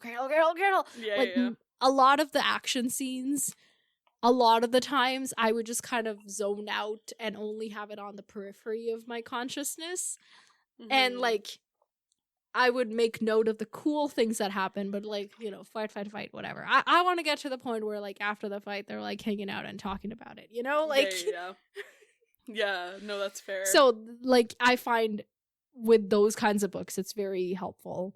Yeah. See, but I read over 60 audiobooks last year. Cool. Oh my god. That's like one more per than a week? book a week. Yeah, that's more cool. than one. Yeah, that's cool. Slay.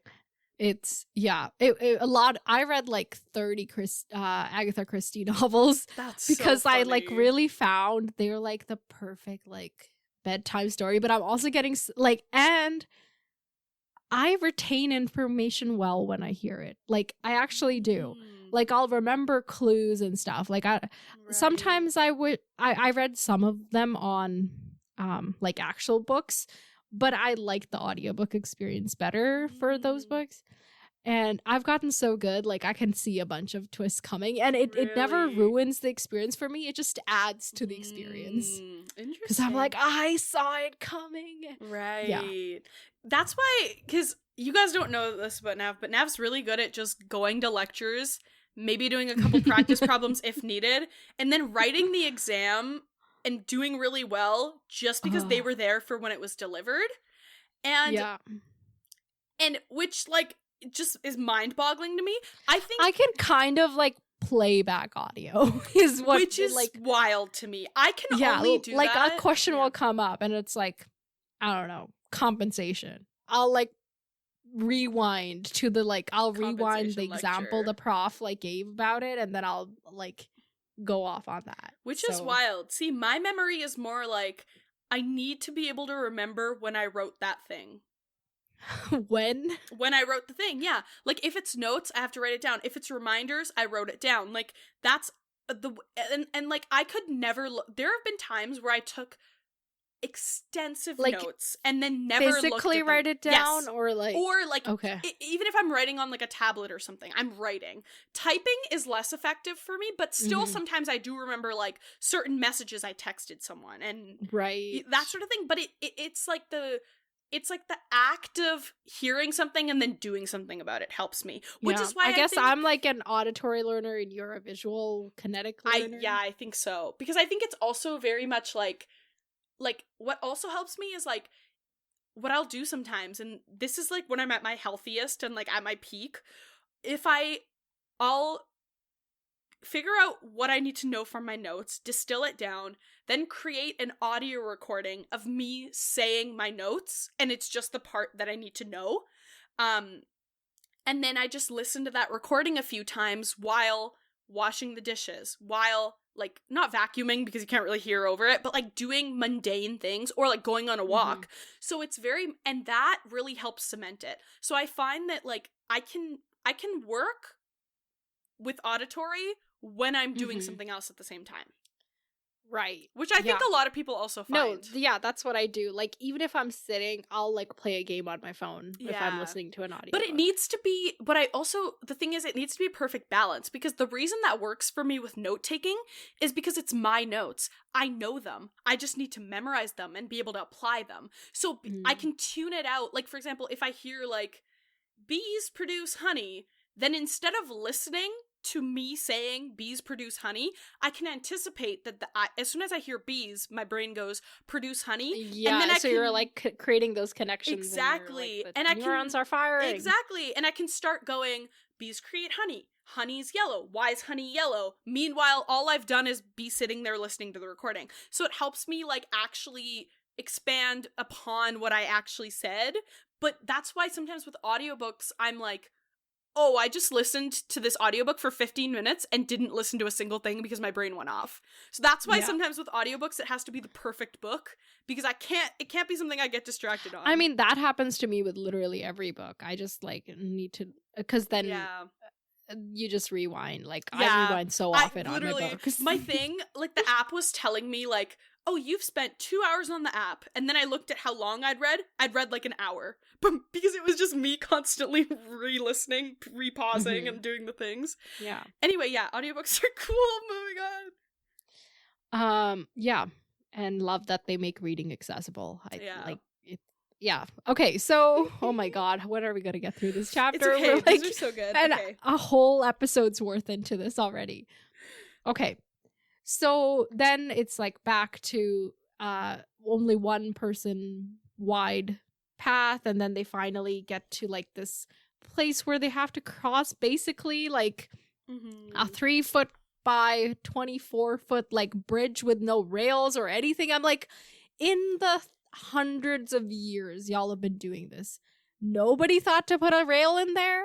Yeah, literally. Like, in the peak of summer, you can't just, like, get some craftsmen up here and, like, build a... Just, okay, anyway. So they have to walk across this. And Maya, like, she's like, okay, I'm gonna lead my horse or mule across, and then I'll come back for yours. And Alayne can tell that Robin is just about to freak out. Like, he's about to go into a seizure. She's like, there's no time to wait for Maya to come and lead us. So she just grabs him and leads him. And before this chapter was over, I was convinced that he was gonna die off on this cliff. Really? I fully was like, ain't no way he makes it. He gets a seizure and he falls off before someone can save him, or he like panics and he's like, what's that? And then like accidentally falls or something. Like, I literally didn't think he was gonna make it through, which also made this read that much more interesting, because I was just kind of like waiting for him to die, I think, a little bit. But, oh my god. But Sansa kind of eats. Like, she was being so brave despite her own fear, and it was wild. Yeah, it's one of those things where it's easier to be brave for another person than it is for you. Yeah, true. I think, you know, like, not to discount her bravery, her bastard bravery. Sorry. But, like, I think, also, at one point, Maya, like when she's going over, like she stumbles a bit and it looks like she's gonna be blown over the precipice. Throwback to if anybody remembers me struggling to remember that word. Oh my god. Yeah. Literally spent a whole episode doing that. Yeah. But she regains her balance and she goes on. Like, yeah. Man. Like even Maya, who's so experienced, yes, had that happen to her. And so finally, like, Alayne gets Robin across and they're both there, and Maya's like, oh, you made it, like, but like Robin has fully like devolved into a seizure at this point, and she's like, okay, just like be careful, he might hit you accidentally. And they get him off to one side and Alayne is like looking over him. Now I've switched to calling Sansa Alayne. I'm just gonna do that, just let me, okay. So yeah, she like is just looking after him while his seizure ceases. Is that that true? Basically. That makes sense, right? And then Maya goes and gets everybody else across, and then they're finally at Snow. I'm assuming Snow is like on the other side of this rock because I can't take more of this. Like, oh my god. So they get to Snow, and there's like a hot meal waiting for them, and that's so nice. Yeah. Go on. And Alayne is complimenting Maya and is like, oh my god, it looked like you were gonna fall. And Maya's like, I don't fall. And Elaine's like, weren't you afraid? And she's like, no, I remember a man throwing me up in the air when I was very little. He stands as tall as the sky, and he throws me up so high it feels like I'm flying. We're both laughing so much that I can hardly catch a breath. And finally, I laughed so hard I wet myself, but that only makes him laugh the louder. I was never afraid when he was throwing me. I knew that he would always be there to catch me. Then, one day, he wasn't. Men come and go. They lie or die or leave you. A mountain's not a man, though, and a stone is a mountain's daughter. And I trust my father and I trust my mules. I won't fall. This was... I think the other reason why I loved both of these chapters so much, there were so many paragraphs of just banger lines. I was like, this is like award-winning writing. Like, what the actual heck? Yeah, so it's pretty good. But also, like, to think of, like, oh, she kind of remembers Robert. Yeah. And, like, we also heard about how Robert, like, really loved her, but then he left her. So, like... Yeah, so, okay. So, like, was he here for a while?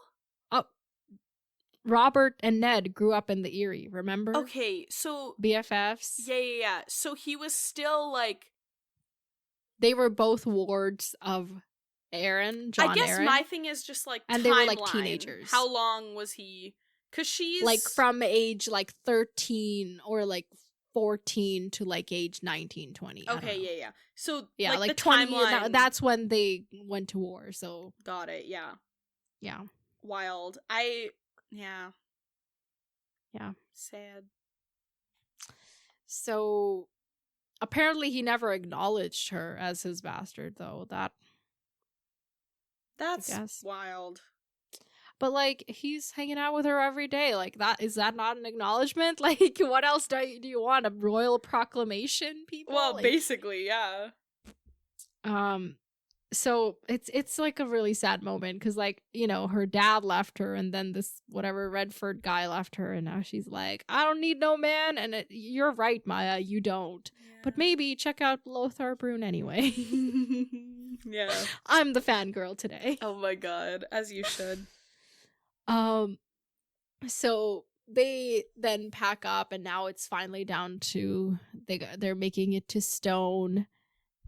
They make it to Stone, and then below Stone it starts snowing and all this stuff. And I was having a hard this might be skewed by the fact that we live in a very cold climate. Mm-hmm. But at this point, they're, like, descending, and she's noting how, like, there's, like, pools of water on the stairs, right? Mm-hmm. And she's like, oh, come nightfall, it's gonna be ice. And I'm like, okay, so if it's water, then the temperature is, like, in plus, like, right, positives. Mm-hmm. That's not cold. I was like, what are y'all so cold about? I was like, why is everybody acting so cold? That's actually so funny. I wasn't even literally thinking to about that. me, if it's not below 0, it's not cold. Right. But that just might be me. Yeah, I guess it's for them, you know. And I think it's also like, you know how fall always feels colder than spring because of the transition? True. So I think it's probably just like this is their autumn, right? And then also No, that's like true. they're But not I also think, in like, Winterfell, so anybody listening in, like, I don't know, Florida, they're gonna be like, what? It's like +2? How? that's Like, so obviously cold. it's super cold. Yeah. And I mean, I'm like, why are they acting so cold? Like, Yeah, literally. Oh, that was the fact.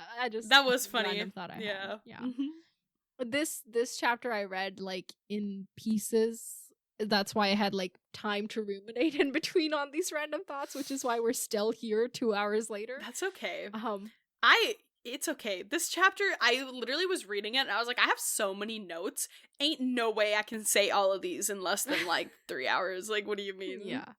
It's okay. We're just gonna keep going. So, they're like, it's like getting dark. Like, it's the sun is setting. Like, everybody's getting sleepy, and Miranda's talking about all the stuff that's like, we got apartments, we got meals, like, it's so comfy. And she's like, oh, and you can also share my bed if you want. And Sansa's like, oh, well, yeah, that would be my honor. Yeah. And Miranda's like, well, you're lucky I'm tired, because usually when people share my bed, they have to pay a pillow tax and tell me all about the wicked things they've done. And Alayne's like, what if they haven't done any wicked things? And she's like, well, then they must confess all the wicked things they want to do. Oh my god. I love her. Beautiful. Okay, next time we have a sleepeover, Harmeth, you have to tell me all the wicked things you want I to do. Oh my god. That's hilarious. You'll be like, I dream of a day when that's how I talk now? I skip class, or I like some really God. like, you'll like really like build it up, but then it'll be like the tamest thing ever. Valid. Yeah. I dream of the day that I rule the 7 kingdoms. Yeah. Yeah, and Sansa's like, oh my god, this is gonna be so cool. I mean, that Eyrie, while safe, was so lonely, though. After the deathly silence of this Eyrie, she yearned for shouts and laughter. Aww. So, yeah. I mean, yeah, I'm actually looking forward to Sansa having kind of like, what am I trying to say? Like a friends, warm, fun friends, like warm, like atmosphere around her. Yeah. I think it's risky because it's gonna get her guard down, and like, right, that's gonna like be dangerous. But I just want her to like be comfortable, and you know, I think it would be healing. Yeah. Exactly. I just want her to be on her little retreat. Yeah. Also, okay, this whole chapter, just like, I know this, but I always forget this. Sansa's like really pretty. That's a Mean Girls reference for whoever caught. But like, I always like forget like how pretty she is. Right.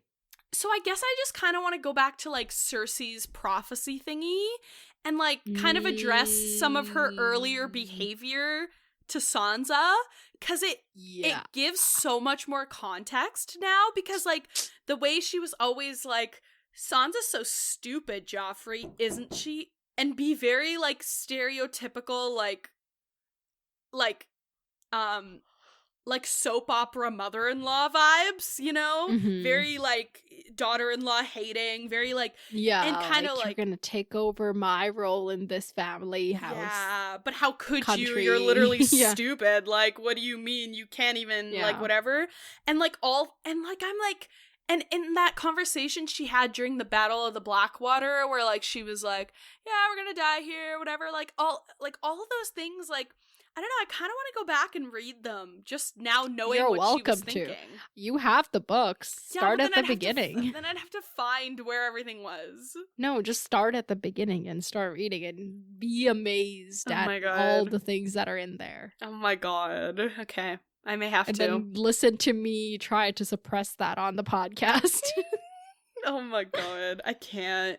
You gaslight me so hard, so often. It's like that's like a special skill of yours. It's a soft skill. I can't like put it on my resume, but I do talk about it on my cover letters.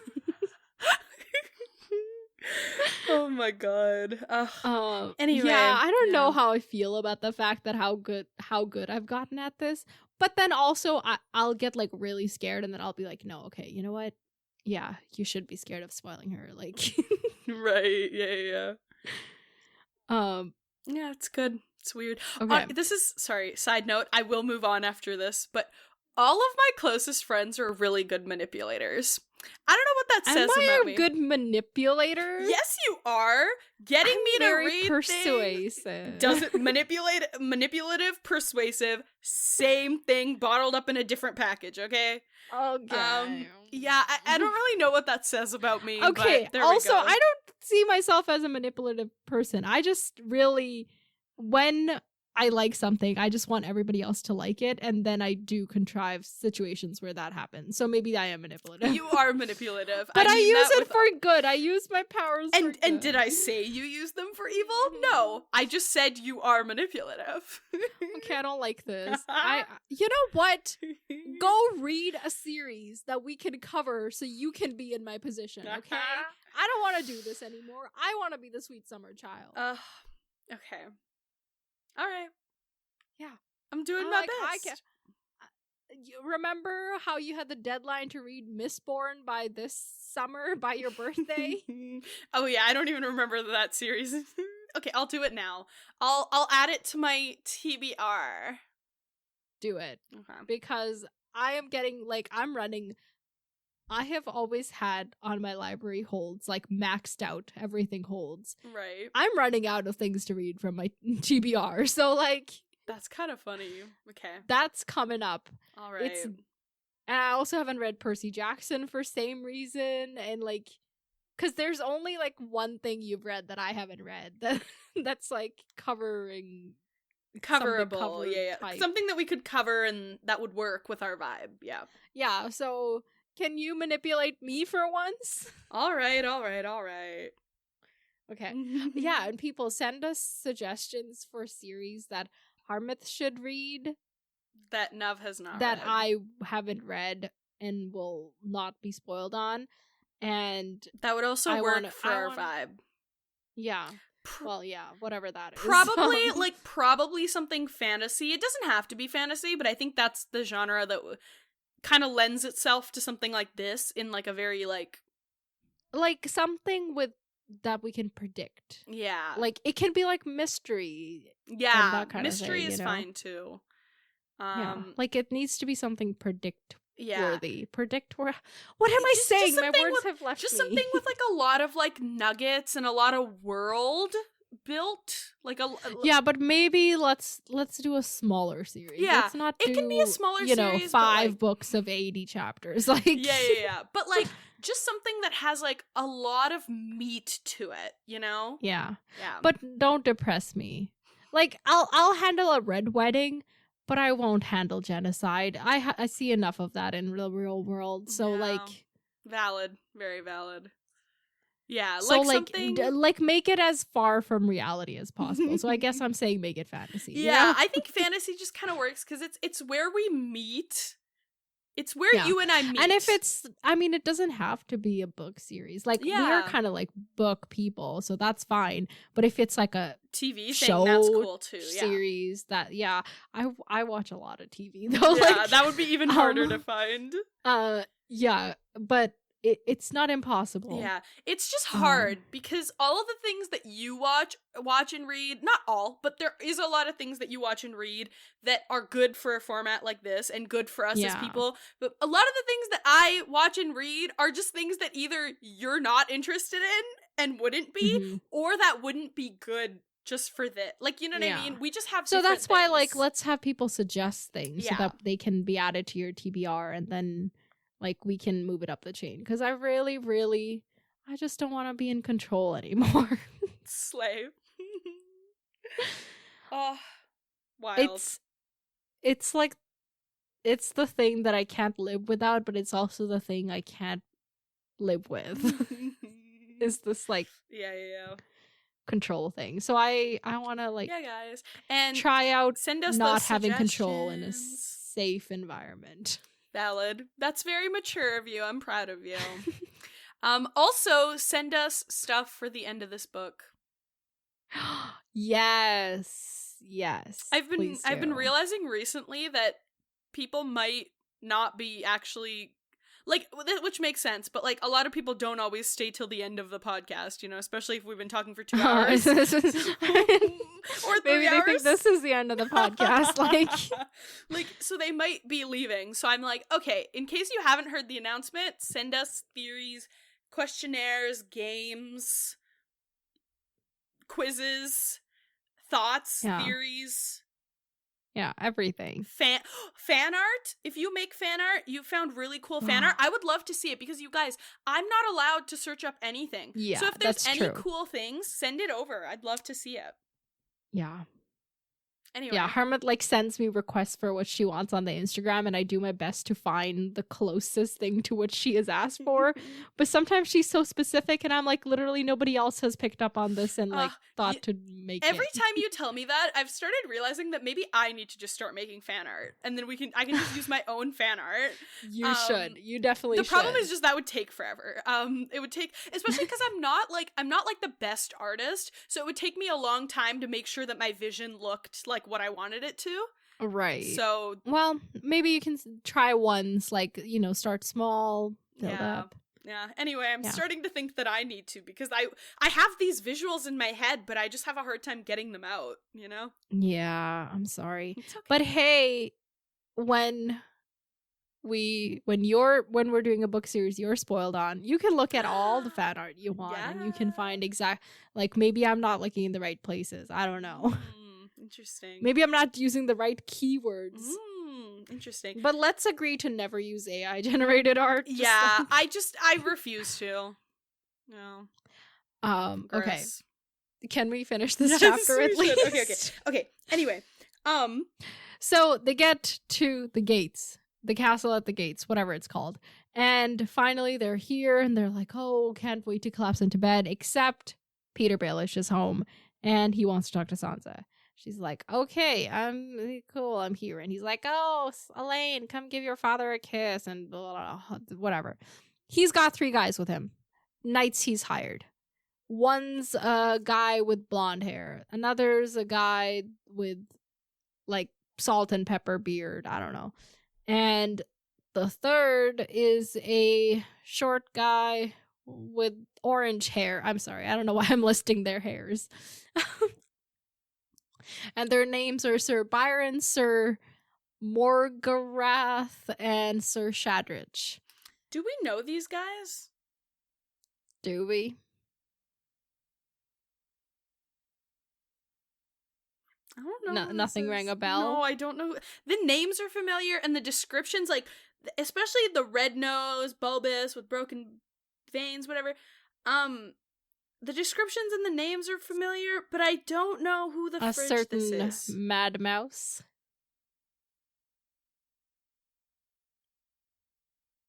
Hold on. Something's trying to come back to me. Hold on. You said you needed trigger words. I gave you them. Yeah, it's... Can you give me a POV name?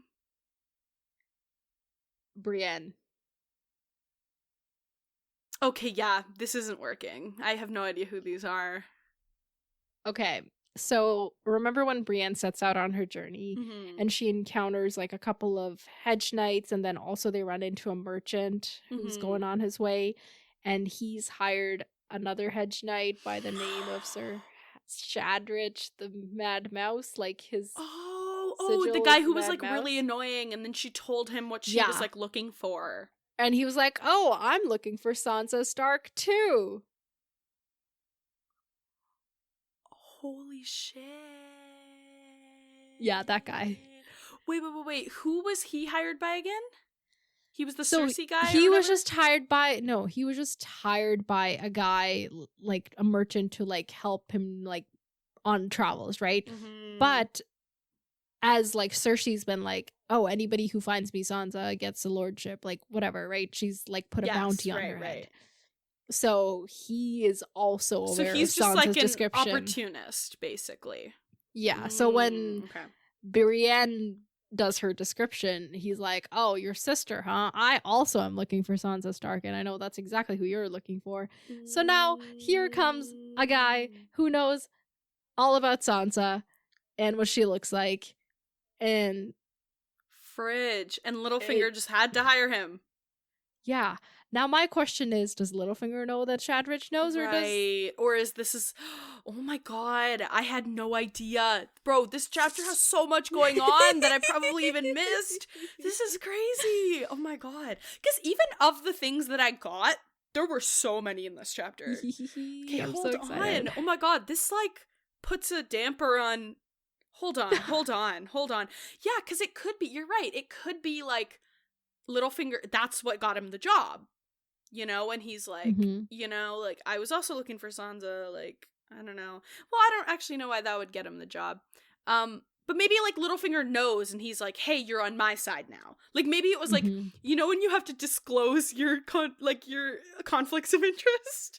Sure, yeah. Maybe or, like, you know, keep your friends close, enemies closer, all of that, yada yada. Yeah, or maybe this is, like, this guy just hasn't, like, maybe it's, like, he made it to the right place accidentally, or he heard some clues about how Peter might have her, blah, blah, blah, and he made it here and is offering himself. Well, he did. Everybody knows that Sansa had an aunt at the Eyrie.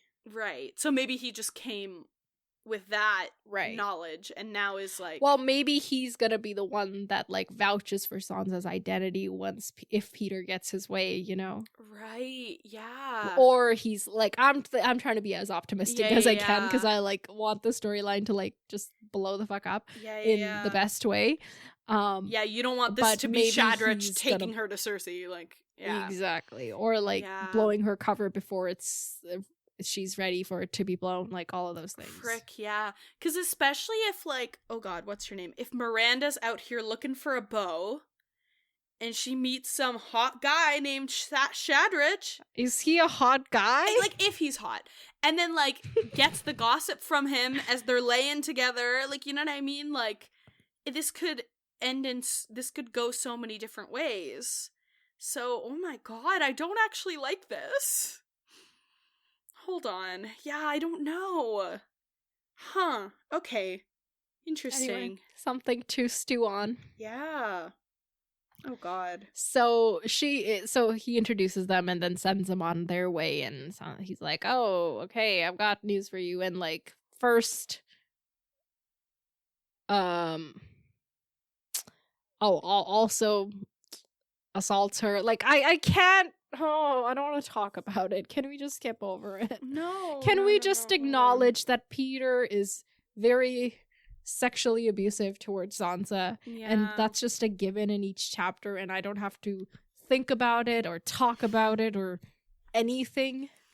Yeah. Until the day she busts his balls, and then we can be like, for all those times. Yeah, he just kind of basically makes her kiss him on the lips for like probably like a minute, like so insane. Gross. Disgusting. He's like, oh my god, like, wow, whatever. Anyway, yeah. Anyway, so and I just he's talking about like having to read about how Sansa interprets all of this. Like, it, like she kind of just takes like she very much in her head has now been like, because you know at the beginning when she'd be like, he always looks at me weird and I don't like it, but now she's so far into the mindset of him being her dad that she doesn't like, it's not a red flag because she's like, oh, I'm just her. I mean, it should be even more of a red flag. No, but like it's, she takes it as more of like, oh, like my dad just really loves me, but not in like a creepy way, you know? Like she maybe she just doesn't verbalize it. Yeah, but like either way, like regardless of what she thinks of it, like we just see her reading it as like, oh well, okay, kiss over, at least my dad isn't angry at me about the kiss I gave him before. Like, you know what I mean? It is very like obedient little daughter, and we just don't really know like what she's actually thinking, or if that's just, you know, the coping mechanism, or if she's just ignored all the things. But anyway, Sucks. Yeah. He's the worst. So he's got news of King's Landing, and he's like, wait, but Cersei before stumbles. that, when he's talking about the Hedge Knights things and before he kisses her, he says the Merlin Kings returned to Gulltown and old Oswell had some tales to tell. I'm guessing these are the tales. I assumed that the tales were more like the dragons and blah blah blah. And then you know what? Yeah, that's coming up. Okay, give me a second. Okay. So he says that Cersei stumbles from one idiocy to the next, helped along by her council of the deaf, the dim, and the blind. A way to be ableist, but I do like her stumbling from one idiocy to the next. Yeah. I always anticipated that she would beggar the realm and destroy herself, but I never expected she would do it quite so fast. That's funny. That is so funny. Yeah, I was planning on, planting some seeds and waiting for them to ripen, but we must do what we It's a good thing that I thrive on chaos. Exactly. And yeah. What little peace and order the 5 kings left us will not long survive the 3 queens, I fear. And this is when she's like, 3 queens? And this was when I was going to be like, which 3 queens?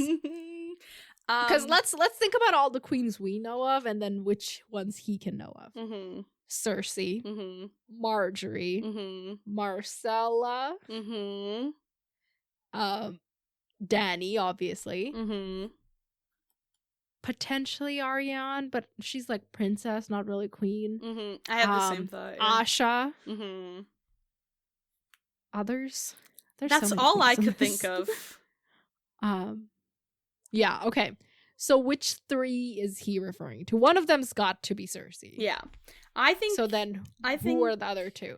Depending on which news he got, maybe he's like maybe he got the news from Dorne about Myrcella, or maybe he got the news from across the sea about Dany. Like, who knows? Yeah. Hold on. Did we hear back in the day about where the Merlin King was sailing to? I think so. I was just gonna bring that up. Wasn't this the one that you said was like... No, that's the Cinnamon Wind. Oh, never mind. I can tell exactly which one you were thinking of. That's the one that Sam and Party are on. Right, yeah. This is his personal ship. The one he used, he absconded upon with Sansa. That was such an awkward way to put it. I really like the word abscond, you know? You've been using it recently. Like, have everywhere I? you can. I love that word. Yeah. I really love it. I'm so glad you noticed. Yeah. And also had some tales to tell. Oh, okay, sorry. In my head, this was like a ship coming in from like the Free Cities or somewhere. So that's why I was this is his personal ship. This is the ship they took to Gulldown. Got it. Gulltown. Okay. Yeah, I thought, okay, so yeah, while you're figuring that out, I was thinking that the 3 queens, well, Cersei, duh, and then I was thinking, like, I kind of went 2 ways with this, either, like, Cersei, Myrcella, and Dany, so he has all of that news, like, he has it set sail for Braavos. Okay, so it definitely So it's returning from Braavos, so probably Dany news, but also, like, people from Dorne go via Braavos to other places, so, like... Right, so either possible, way. But yeah, I thought it was like Cersei, Myrcella, and then Dany, but then I also was open to it being Marjorie in case he's maybe he knows something that we don't about, like, because you know how I said I feel Cersei's like if he does working? Well, maybe that, but also if he of the ones we know about, the one he's least likely to know about is Myrcella. Yeah. So it could be like Cersei, Marjorie, Dany. Like, yeah, because he doesn't really have anyone in Dorne, but he has people planted elsewhere. Yeah, totally. Well, we don't know, but like we assume. Yeah. Like Dorne has its own overall master plan going, as yeah. we've learned, you know? Yeah, but I just don't think that he knows about it. I think this is one of those things where, like, you know how it was always that question of how much does Peter know versus how much does Varys know? I think this is well, I literally said last time that Varys definitely was part of that plan, but, like, even if he hadn't been directly part of the plan, I think this is a Varys knows but Peter doesn't. But I think it could be a thing of, like, you know Ariane's friend who had to get married and, like, that sort of thing. Right. So maybe he's heard about those things, but not necessarily, like, the Marcella problem thingy. Right, fair. So that's why I do think maybe it's more of a Marjorie reference. Like, maybe he just knows, because he was also in cahoots with Marjorie's grandma, right? So not saying that he has to have intel from there directly, but he also has the Kettle Black brothers, the O brothers, as I think of them in my head, in his pocket. So maybe they're like, oh yeah, sir, this is Cersei's plan, and this is Marjorie's plan, actually, in retaliation. Or, like, we know that Marjorie, like, and Taina have planned, like, you know what I mean? Like, I think that makes sense that he could also be, like, Cersei and Marjorie. Can I say something? Go for it. Tell me something. No, I have to think. Let me think really hard. It's gonna... Tell me something I don't know. That's an In you the know Heights how, like, reference. I tried to make puns at the beginning of, like, in our introduction. Yeah. I never found the opportunity to do this, but I always wanted to make a pun about the kettle calling the pot black, or the pot calling the kettle black with the kettle blacks. Oh. But it never worked. Oh. So I just wanted to be acknowledged that that's a thing. That you thought of back in the day that you just never got to use. Oh. Yeah, I just got, like, really sad about, the whole book is over and I never, like, figured out. I feel like you could have used that for any Cersei chapter, though. Like, any time where she's being really hypocritical and, like, being like, I can't believe they would do that to kids. Or, like, I think I was like, in the next chapter, she's even more hypocritical, and I kept thinking that. But she's just always hypocritical. That's funny. Oh my god. Oh. Well.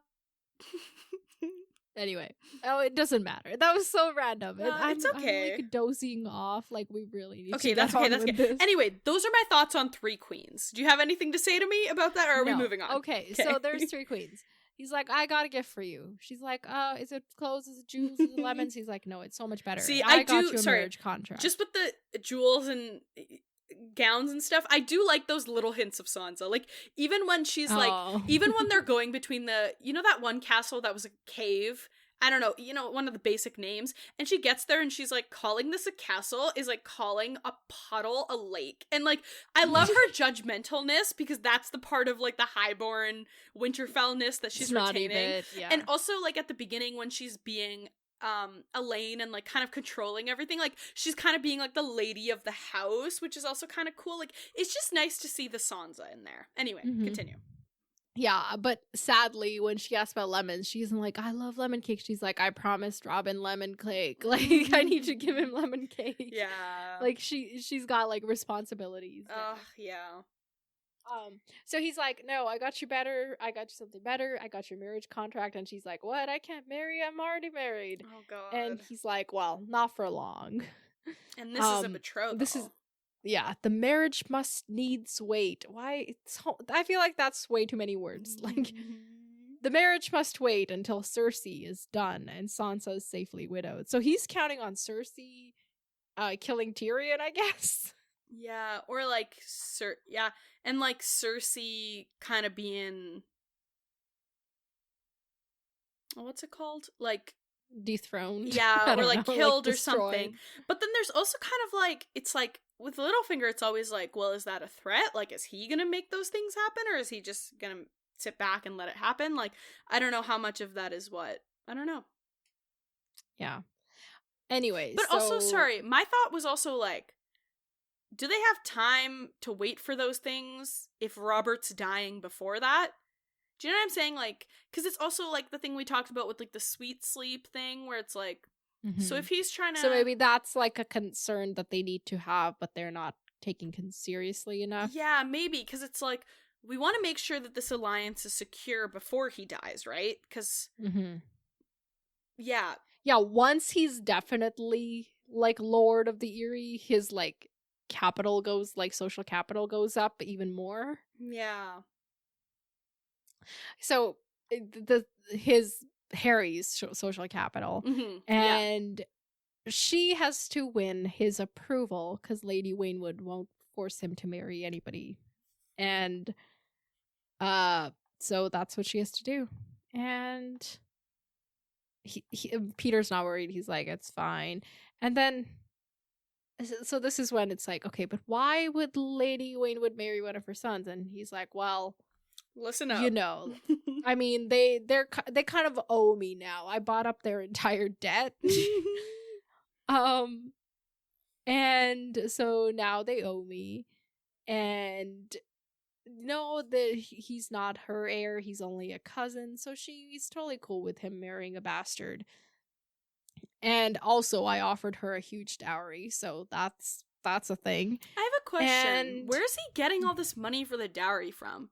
Is it just his normal master smuggling of coin it shit? From the like he's embezzling Erie money. Like, but also I'm kind of thinking maybe this is a stretch. We still don't know what the tapestries were about that like Cersei's sending him. No, we don't. So I'm like, maybe they're just like really, because you said like she's sending like really nice tapestries. Is he using like, is he gonna like sell those off for money or something? Like, I don't know. Maybe that's all I can think of. I feel like there's got to be more to the tapestries than just the monetary value. Right? Because why tapestry? Specifically? Yeah, I think he's like the sleazy kind. I just like he gets a pass for money. I don't know. Also, he only promised her a huge dowry. He never he hasn't had delivered to do on it yet, you know? Yeah. So, like, if he, if the dowry is paid after the wedding or whatever, if the wedding is already, like, go Sansa Stark, like, who cares about a dowry at that point? Yeah, interesting. So you can promise whatever you want. Yeah. And, Arya's like, oh yeah, he's just knighted. He has a bastard daughter by a common girl, and he's like, oh, actually, Harry has another child on the way from a different girl. So dude gets busy, I guess. Yeah. He's got soft sandy hair, deep blue eyes, and dimples when he smiles, and a very gallant, I am told. Like,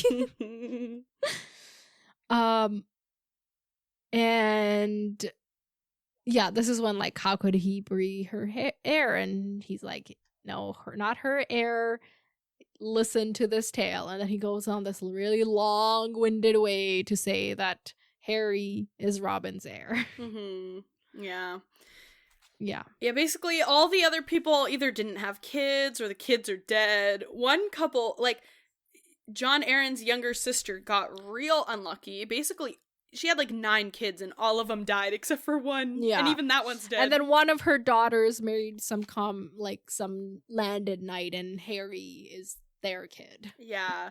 Which is wild. Like, it took literally 9 tries for one girl to make it long enough to have a kid. Yeah. But now I'm like, so say Harry becomes the Lord.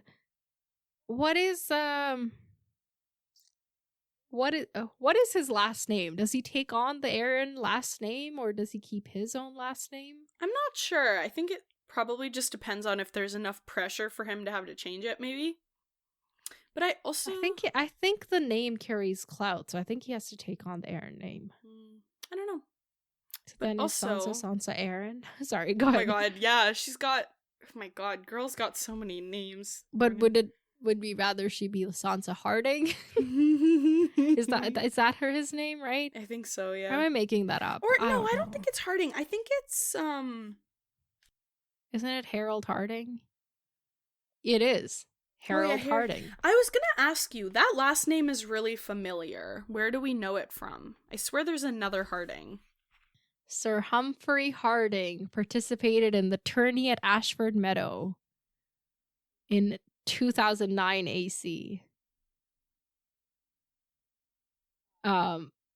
He fought on Dunk's side in the trial. Really? Is that literally where I know him from? And he was severely injured and died of his wounds from that fight. That's the only other time that we hear that name, so. That's so funny. That's cool. That's actually so cute. I think I just remembered it because it was like the weird DYNG for ding. And it just kind of was familiar. Makes sense. So there we go. I also was just wanting to say, I don't know if this is like canon and I just forgot about it or I'm missing it until now, but like, do the Aarons have like major fertility issues? And that's part of the reason why like he was like, they made sure that Lysa, like, Lysa had, he had reason to believe that Lysa was very fertile or whatever. Specifically, Jon Arryn had 2 other wives and they never had kids. Yeah. So, this is when he's like, Jon Arryn got himself a young wife, one he had reason to believe fertile. This is what, the whole thing about the forced abortion and everything. Yeah. So, he fails to mention that he's part of that equation himself, but whatever. Yeah, like, if not the entire family, definitely like him. Jon Just because I was thinking, because how do you have 9 kids and 8 of them die off, or like somehow something happens? Well, that's not a fertility. That's just like medieval times. Like, yeah, that too. But like, just some sort of like something's lacking in y'all's family that. Like maybe just not really great parenting skills being passed on, like right, maybe, yeah, I don't know, it just was interesting. Well, I mean, the Aarons are like the okay, I'm about to go there. Mm-hmm. So the Aarons are the new guys. No, what is it? So there were the first men, and then who came along? I don't remember. The guys with the 7 gods. What are they called? The king of the 7 kingdoms, the yada yada yada. What's the whole thing? I literally cannot remember. Andals. Oh, I was thinking the Rhoynar or something. Rhoynar were of Nymeria's ships. It landed in Dorne. Okay. So not them. So the Aarons are the Andals that came and like basically booted the first men, and the first men are like the wild folk of the Vale. Remember them? Like Tyrion's people? Yeah. Anyway, so this got so long-winded. I don't know how to do this in the short way. My brain is so tired. Okay, so what am I saying? It's like when white people came to North America and broke family bonds and like parenting and all of that, and they never themselves, did the whole community parenting thing, and that's what these Aarons are. They don't know how to raise their kids. Okay. White people. That's what I'm saying, I guess. That's right. You, listener, white people. What I'm saying is it takes a village, and colonialism tries to destroy that. So let's go back to our villages. Oh my god. Am I done? Am I done? Am I done? Like, are you done? What? Like, you know how if somebody's like talking too much, you're like, are you done? I'm saying that to myself. Oh, okay. I didn't know what you were going on about. I was like, I don't know what you're saying. Can you cut everything? Like, literally just my side of the track tonight. Just silent. Just a conversation of you with you. I'm so much more intelligent than anything that the combination will produce. Nah. This chaos is... AI could never... We thrive on chaos. We thrive on chaos. It's the one thing me and Patai or Balash have in common. Why? Why are you making it even worse? To play on the fact that it's bad. Okay, so Harry the heir is Robert's heir. And she's like, oh my god, so if Robert were to die, and he's like, no, when Robert dies, he's gonna be the heir, and they will love him like they didn't love anybody else. And when they come together for his wedding, and you come out with your long auburn hair, clad in a maiden's cloak of white and grey, with a dire wolf emblazoned on the back. Why, every knight in the Vale will pledge his sword to win you back your birthright. So those are your gifts from me. Harry, the Eyrie, and Winterfell. What the fuck? Did your mind, like, just literally blow up and, like... Yeah. I was like... I just kind of sat there and was like, what do you... What? Right. He is such a terrible person, but he's such a He's great so schemer. smart. He's like, oh god, if there's like, oh But imagine how smart Sansa will be when she takes him down. yeah, I just like, oh my god, like if he used these powers for good, imagine the world. I mean, this is good. We want this. But like intentional good, you know? Like good for everyone, not just Sansa. Yeah. And himself. Not just the girl that he's like pseudo like I'm in love with you, pseudo you're my daughter, like not this like weird fucking fetish, weird nonsense going on. Not even fetish, that's disrespectful. Fetishes are respectful. Yeah. This isn't. I agree. Yeah. I was like not fetish, but thank you for clarifying. Yeah, but in like there's a specific word I'm looking for. Well, not fetish, but like fetishizing. Yeah. It's just like this weird, you know? I don't know. Yeah, I don't know.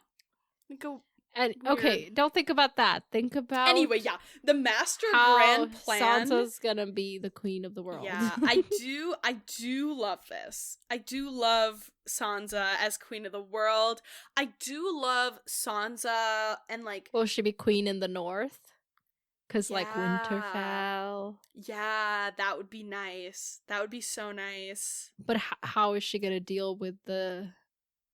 Never mind. The Lannister or whoever is in like charge. everybody who's that's like thinking too far ahead. I think so let's think about the here and now. Also kind of, I will say, as much as I love this scheme and I do really love this, I do kind of question like how much of this Peter like completely intends to carry out, because I think it's gonna be one of those things where like this is kind of like in an ideal world, if all goes according to plan, this is what I've got for you, Sansa.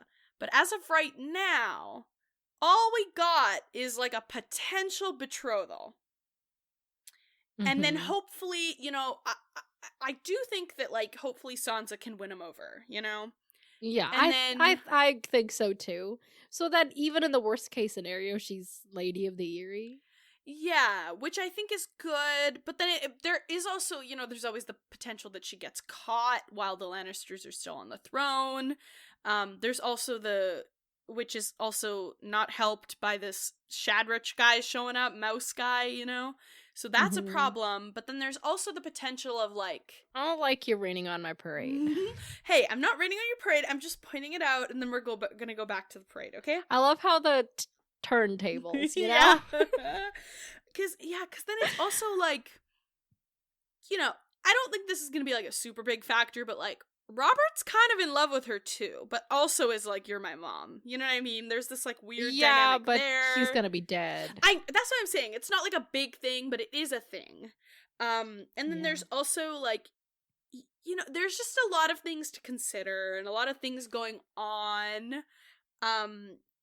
But I think it also just comes down to, like, I do want to kind of think about, like, so where does that leave Littlefinger? You know what I mean? Especially because, so right now, he gets his power from Robert, but he's also getting his power, and getting specifically Harrenhal, from Cersei and the Lannisters. So how can he roll with the punch? Okay, so he's expecting... If everybody owes their power to Littlefinger, who has the power? But, like, the Lannisters don't owe their power to Littlefinger. And no, but, like, everybody in the Eyrie Yeah. I think in the Eyrie, like, even if he's no longer Lord Protector of the Vale, I do see how Harry and Sansa, and then everyone else that he's planted, they're not going to turn on him, right? Because he's made it happen. I think. But then... I think in his world, they win him. Like, they win the Eyrie, they win Winterfell, so that's, like, 2 kingdoms they've got. Right. And then that's 2 kingdoms in his kingdom, you know? Right. Yeah. Right. He's like... He's got... Y'all are the rulers of here, but I'm the ruler of everywhere. Yeah. But then, like, I guess my thing is...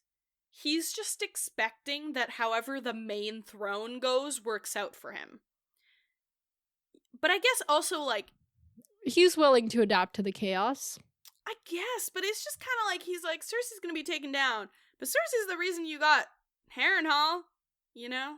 And like, sure, you can control the Eyrie, but I know, like, he doesn't really need Harrenhal, like, he can have Winter, but like, it's just like, there's just a lot of things that are kind of like, I'm not saying that he's wrong and that things aren't gonna work out his way, because as we've seen, a lot of the times they do, but all I'm saying is that, like, he's definitely promising a lot to Sansa just to get her to kind of stay with the deal.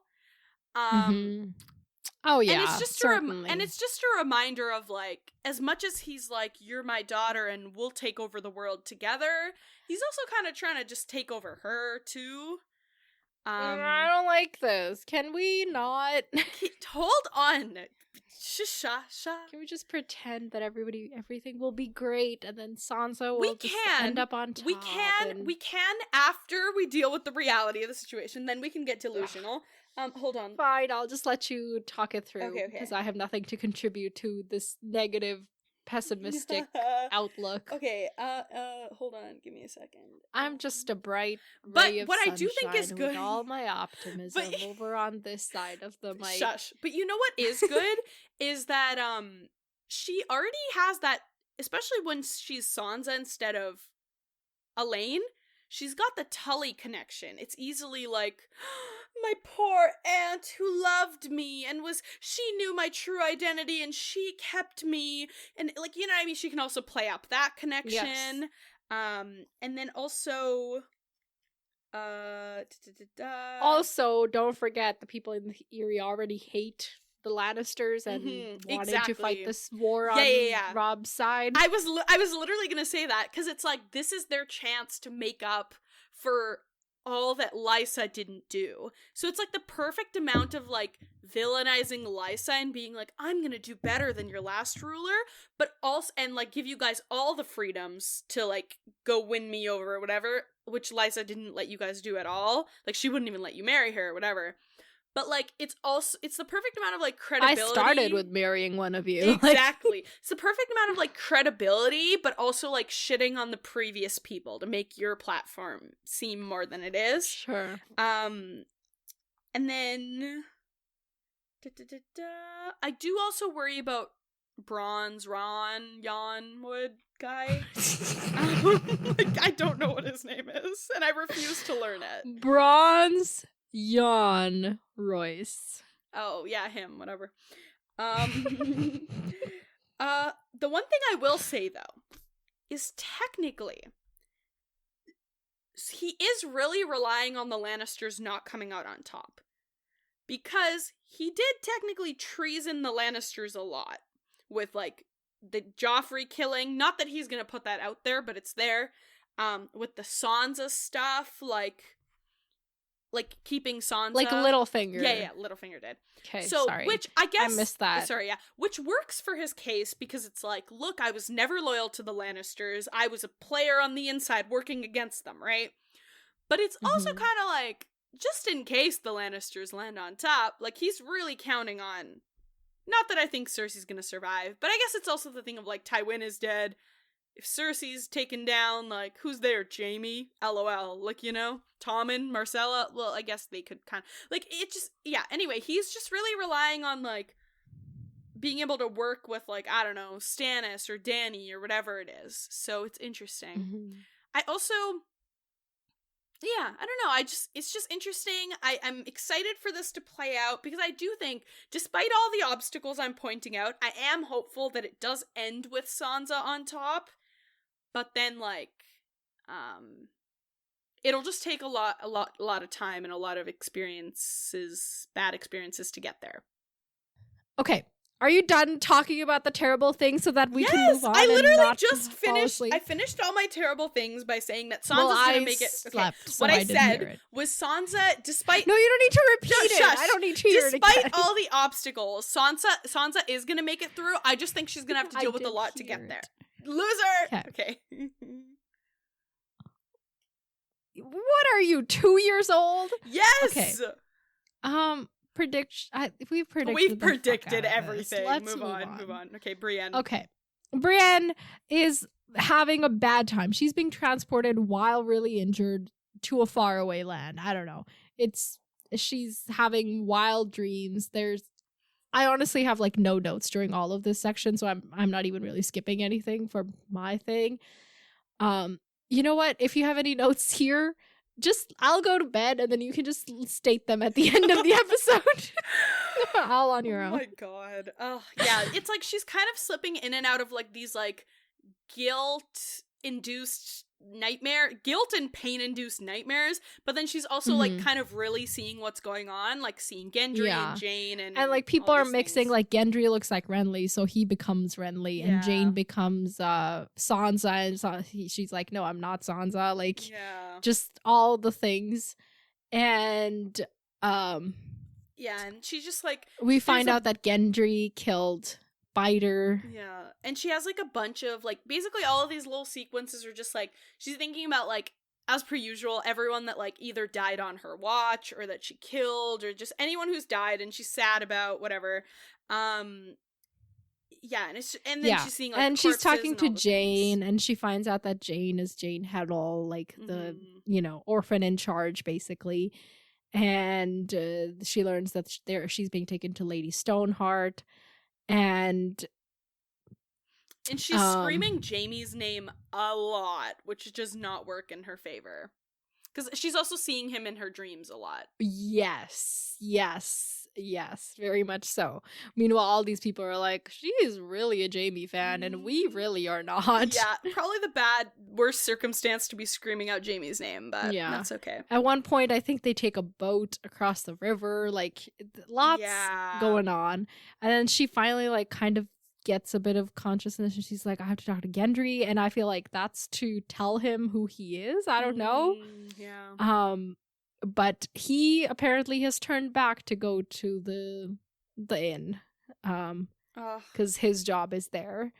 Lemoncloak is there, and eventually he like puts on the Hound's helm, so like he becomes the Hound in Brienne's mind, and then like for basically the rest of the chapter he's referred to as the Hound. It's like this weird merging of reality unreality reality thing. She's got to like answer for her crimes. They have her like tied up, and she's like, but we fed y'all kids, like bread and salt, we had guest right, like how can you do this to me? And they're like, yeah, that doesn't mean anything anymore. Like, where have you been? Then back up they go. And the one thing I will say is from last chapter, like, there was like the clues there of like, there's bodies hung and scattered literally everywhere except for this inn, and the inn's just in the middle. So it totally makes sense that it's like, you know, that's where they're luring people basically into the inn. Just lure people in and kill them, and then and that's the connection with like the kids' orphanage, which isn't as sweet as we thought it was now, because I was like, oh wow, like maybe the broken men are like protecting the kids. Little did I know, it's like, we're protecting you, but you're getting us our people that we can kill. You know, it's pretty sinister, not as sweet as I thought it was initially. But there's this moment of like, okay, this is the one thing where I wasn't sure if this was a dream or if it was real or what's going on. I think this was real, because this is when she's kind of learning like Jane's name and blah blah blah, and Gendry's still here, and she's asking about like Kyle, Maribald, and Dog and Podrick, and Gendry says that she killed the dog, and then she kind of drifts Hound. back. Okay, but because they don't know that Dog is Dog. Yes. Okay. Exactly. Okay, cool. Because I was like, hold on. Yeah, because they're like, who would think about like some random dog in this situation? Like, obviously she's talking about the Hound, you know? Right. Okay, cool. Like, yeah. Okay, cool. So then eventually she wakes up in a cave, and she's got like, her wounds have been dressed, but she hasn't like eaten in a long time, clearly. And what's his name? Thoros? Thoros of Myr is there. Thank you. I just forgot his name. And he's like, oh, you're hurt, like we did what we can, but like your literal half your cheek was bitten off, like it's not gonna be pretty. And Jane did what she could. She like set her arm and like cleaned out her wounds and everything. And And he's like, they did that because you saved the kids at the inn. Like, if you hadn't been there, we would have just shown up to corpses. So, like, thank you for that. Yeah. But also, you still have done other crimes, so you gotta answer for those. Holy shit. And she's like, who even are you? And he's like, well, this is his, like, sad monologues. Like, we were king's men when we began, but king's men must have a king, and we have none. We were brothers too, but now our brotherhood is broken. I do not know who we are, if truth be told, nor where we might be going. I only know the road is dark. The fires have not shown me what lies at its end. This is so disturbing, and I hate it so much. Yeah, like, he seems like all his fire, like, you know, pun intended, has kind of gone out. And she's like, oh, you used to hang out with Barrick. And he's like, yeah, no, Barrick's fire has also gone out. Yeah. And a grimmer shadow leads us in his place. Oh, yeah. It's like he's kind of like one of the only people here who's kind of seeing, like, not seeing the shift, but who's, like, kind of really, like, acknowledging the shift, but is like, he's like one of the original founders of the organization, and he's, like, seen it go to shit. Like, yeah. And, like, the vision is very different now. Literally. And even when he tries to point it out, like, it doesn't really do anything, but it's just kind of like, well, this is what it's fucking turned to. Because when they first started, it was, like, one of the few groups where it was, like, they were really trying to do the right thing. Like, even when, like, the Wolves were still going off and doing shitty stuff, and the Lannisters were, you know, they were all, like, all the great houses, all of their people were, like, equally, like, wrecking havoc and, like, destroying innocent people. But now it's, like, they've just become the very thing that they set out to destroy, and it just is deeply dissatisfying. Well, also, how do you, like, reconcile that? Because, like, he can't go anywhere else now. He's stuck with this, so this is who he is. Yeah, and, like, you can really see, like, the guilt of that, but also, like, the acceptance of that, because it's like, there's no better faction for me to like, go join. The, like, defeat, you know? Yeah. Like, there's nowhere better for him to go or do anything. Yeah. So he, like, goes and gets Brienne some food, and she, like, tries to find, like, some kind of a weapon, but all she finds is stone, and then even that, she's like, this isn't gonna help me, so she drops it. And then she asks about her companions, and we learned that Septon Maribald was free to go upon his own way. I'm glad, because like, Brotherhood Without Banners usually treated people well, like Septons and whatever, but I wasn't sure if now they're, like, really Lord of Fire fanatics, that they're like, you're the Seven, that means you have to die, but doesn't seem like it, so that's good. And this is when he's like, yeah, you were kind, but no, not you were kind, but, like, you did the right thing, but now you must face judgment for your other actions. And she's like, judgment? I hope for some pity. Like, no. She's specifically talking about, like, Podrick. Like, what kind of judgment could he have to face? He's, like, literally a kid. And he's like, yeah, I don't doubt that kindness and mercy and forgiveness can still be found somewhere in these 7 kingdoms, but do not look for them here. And then she's like, okay, if there's no kindness, what about some justice? And he's like, I remember justice. It had a pleasant taste. Justice was what we were about when Barrick led us, or so we told ourselves. Oh my god. This is really depressing. Yeah. So he's like, okay, it's time. You know, and it's also interesting because, like, you know, the whole thing of, like, the reason Brienne had to defend them was because Lem fucking fucked up. And it just is like, where's his consequence for fucking up? Yeah. Like, come on. Yeah, so Lady Stoneheart is here. It's time to face her. And she's like, I thought she'd gone to Fairmarket, but apparently she's returned. Now I want to know where Fairmarket is. Let me Google that as well, okay? Okay, sorry. Right before that, Thoros has another banger line. She asks, like, he says, war makes monsters of us all. Are you saying you're monsters? I'm saying we're humans. Some of our brothers were good men when this began. Some were less good, shall we say, though there are those who say it doesn't matter how a man begins, but only how he ends. And it's also, like, this is also similar to the conversation and, like, themes that we had in the chapter where Septon Maribald was talking about, like, he was talking about them, the broken men specifically, and, like, he was being super, like, what's the word? Compassionate and, like, being really, like, you know when you, like, grasp something really well, like, really, he was being real smart about it, is the best way I can think about it. Like, astute description. Yeah, like, he was being really astute, like, with his observations, and, like, he hadn't even really, like, been here yet. Well, you know? He himself was a broken man, remember? Yeah. Yeah, but, like, the way that he was, like, I guess what I'm saying is, like, the way that, like, he was able to describe this situation perfectly. Yeah. And, like, his was so similar, but it still is just interesting how it was, like, the same.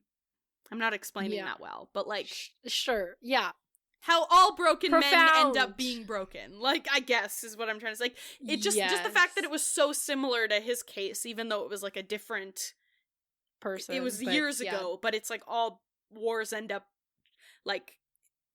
people end up breaking in the same ways during them. Like, that was interesting. That, like, everything that he said was completely true here, but he's speaking from his experience, like, that should have at least been a little bit different, but at the end it just all ends up being the same consequences.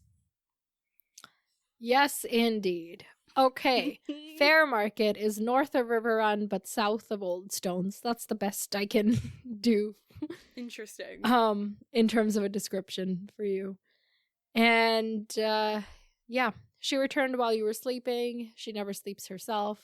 She's here. So then there are a bunch of people come and grab Brienne, and she doesn't resist because she's like, oh, what can I do? Yeah, but as...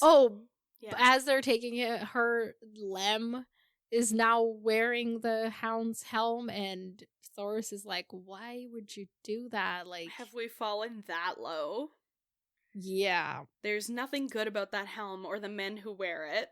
And he's like, I'm not them. Then why show the world their face? Is that who you would be? The sight of it will make my foes afraid.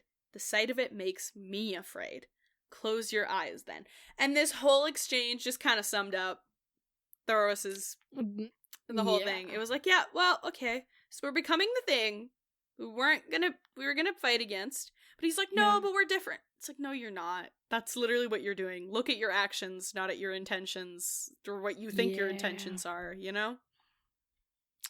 Yeah, so she's brought into, like, it's like this network of caves. She's brought to this, like, larger cave, and there's a bunch of people around, like, kids as well, and there's a fire pit there, obviously, because Lord of Fire, what is his name, actually? Lord of Light? Light, yes, sorry. I've been calling him Fire or whatever. Same thing. And there's a table kind of set up, you know, in the judgment area. Yeah. And Lady Stoneheart sitting there. In her hands was a crown, a bronze circlet ringed by iron swords. She was studying it, her fingers stroking the blades as if to test their sharpness. Is this the rod? Is this the Rob crown thingy? Is it? Yes, it is. Because if it is, then it's like, okay, what... the river, like, what's going on? What happened? Like, indeed, what is going on? So, because then also my question is... oh my god, I want to say so much, No, because then... Okay, no, and that was my first thought, right? But the thing that confuses me about that is then she's like, okay, Brienne, if you want to prove your loyalty, go kill Jaime. But if you have access to Jaime, why don't you go kill him? Or is it like, if she does it, then it's like a test of her loyalty, like killing two birds with one stone, but they can kill him anyway? Maybe that. Because then that's, let's say they succeed at killing both, that's freaking tragic. That's like Romeo and Juliet level tragic. Yeah. Because it's like she would have died. They die fighting each other. She would have died for him. But she had to die anyway because she refused to kill him, but he died anyway. Oh, that too. Yes. You know what I said that wrong, but you know. No, it's okay. I forgot what we were talking about, and I kind of jumped ahead. It's okay. So yeah, I guess I'm just kind of like, I okay, hope they don't already have access last to time we Jamie. saw this crown was in the hands or at the atop the head of one of the sex workers of one of the Freys, right? Mm-hmm. And Jamie told him to GTFO but leave the crown. So the crown would have been left at River Run. Mm-hmm. But now it's in her hands. So this is another one of those things that like that was definitely seven guy, yeah. you know? Right. So maybe it's like Thomas he Evans, said that's his maybe name. like he said something to Edmure, sent Edmure off. He's like, "This is our plan," but then brought the crown back with him to report to Lady Stoneheart or something. Yeah. Like there's definitely River Run Brotherhood communication happening. Yeah. That makes sense. And I think it makes sense because they had Gendry posted there, they had town posted, like it was like all the things in all the areas. Mm-hmm. Yeah. Wild. And so they then bring her out, and then they bring out the sword, and they're like, look, it's got a lion's head and rubies, like it's screaming Lannister. Yeah. Look at this parchment she's got. It says that she's on King Tommen's business. Oh my god. And she's like, I do appreciate the fact that she tries to, like, she says all the things. They just don't believe her. Yeah. I would have been so mad if she didn't say the things. Yeah, and then it was, exactly. You know? Yeah. It's the gripe I had with Jamie where he was like, Brynden won't believe me anyway. And I was like, well, you have to at least try to say it. Yeah. She, like, lays it all out. She's like, Jamie gave it to me because by the time we got to King's Landing, your daughters weren't there. So he sent me to find Sansa. And then they're like, oh, yeah, to kill her, to imprison her. And she's like, no, to protect her. And they're like, well, so he just gave you this, you know, fancy sword to one of his enemies.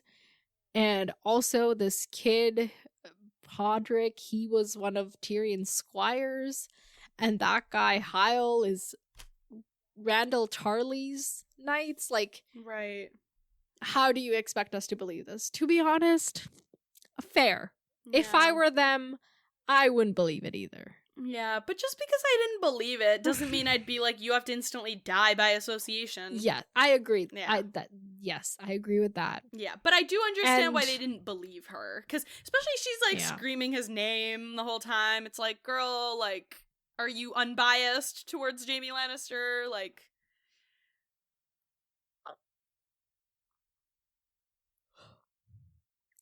Oh my god, it floated above my head a second there. And especially with their point about, like, oh yeah, you were gonna tell him and he was gonna go against his own twin.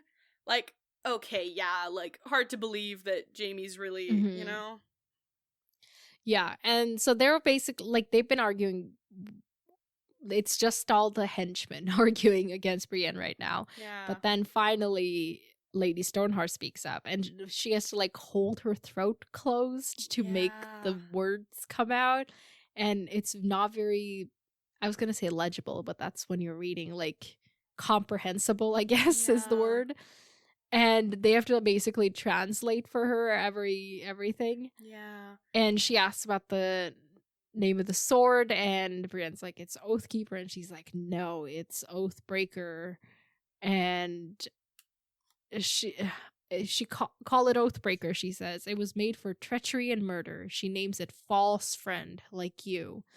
Oh, I want them to also know that this is part of Ice. Yeah. But anyway. I was gonna say, like, I wonder if that's a connection she could have made or thought of in her unhuman self.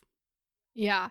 So she says, like, call it False Friend, and Brienne's like, who have I been false to? And they're like, to her. And she's like, wait, I've only ever sworn to one woman. It can't be. And that's when, like, dramatically Lady Stoneheart, like, lowers her hood and everything, and, you know, she needs a good night's sleep at the very least. I don't know. That's so funny. That's a funny way to put it. Yeah, obviously she still has, you know, still being alive didn't obviously fix all the scars she got at the end of her life, so... Yeah, and the rotting that had already begun. Yeah, so she looks horrendous. Yeah, and it's like, how is that possible? They said you were dead. And she's, like, Thoris crying. is like, yeah, they slashed her throat from ear to ear. When we found her by the river, she was 3 days dead. Harwin begged me to give her the kiss of life, but it had been too long. I would not do it, so Lord Beric put his lips to hers instead, and the flame of life passed from him to her.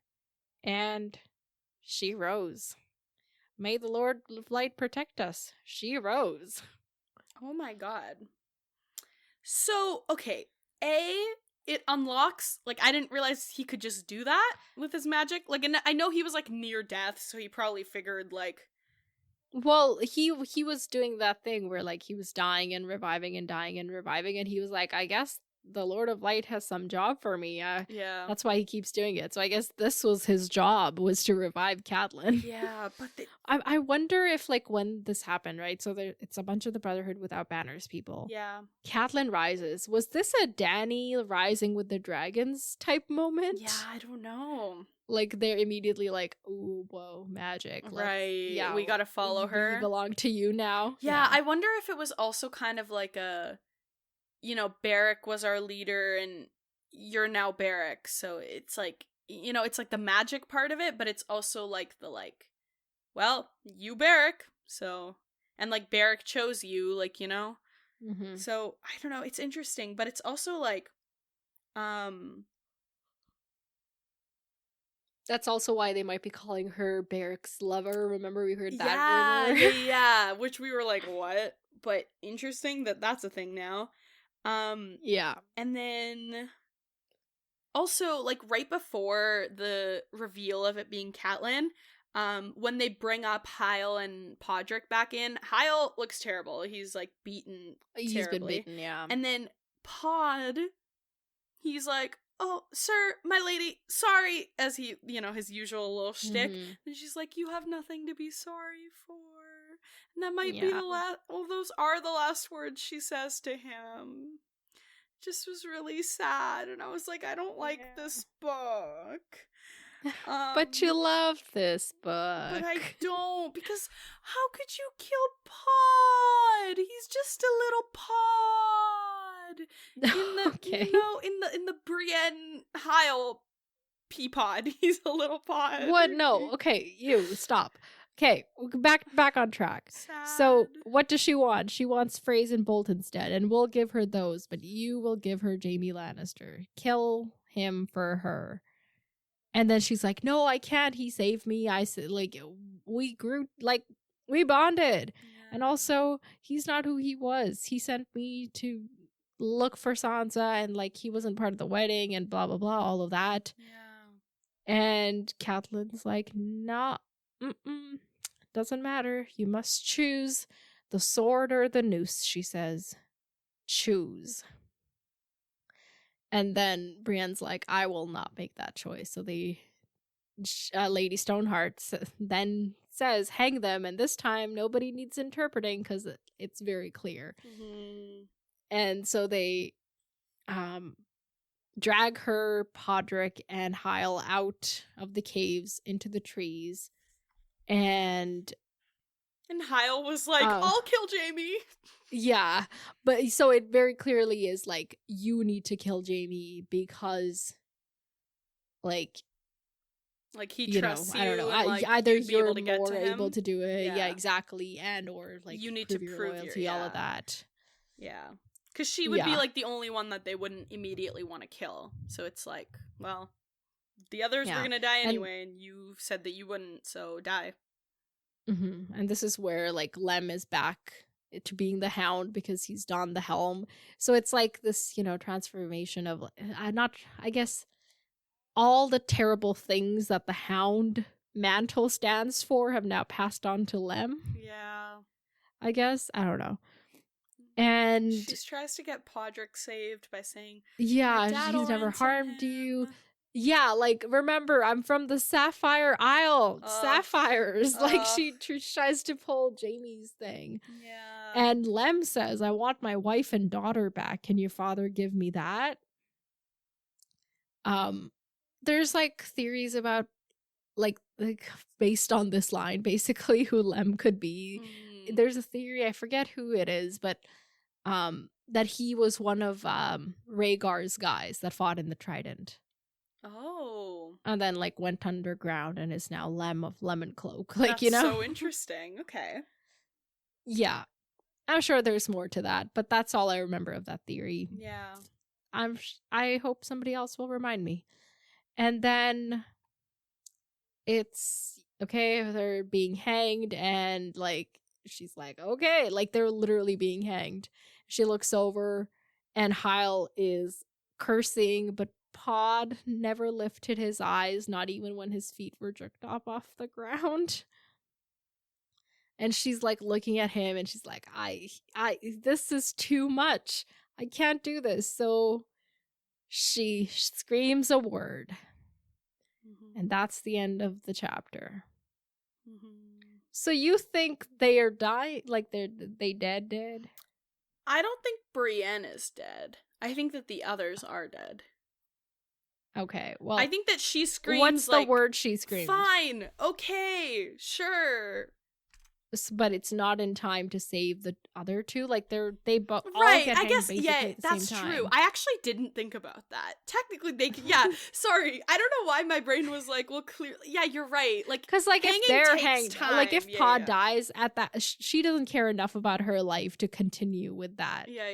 But no, you're right. I don't know why my brain was like, well, they're dead. Which is why, like, you keep being like, they're definitely dead, and I'm keeping like, what? Where? I know. I just like, I don't know why my brain, like, just forgot how, like, hanging someone works. Like, because I know that, like, she was getting hanged too, but I don't know. In my brain, I think I just, like, have learned, like, I guess in my head, I'm like, of course he's gonna kill off Pod, he's heartless, but, like, Brienne can't be dead because I'm in denial. Do you know what I mean? Right. It was more well, George R. R. Martin would definitely kill off a kid. Like, we know he's not afraid to do that.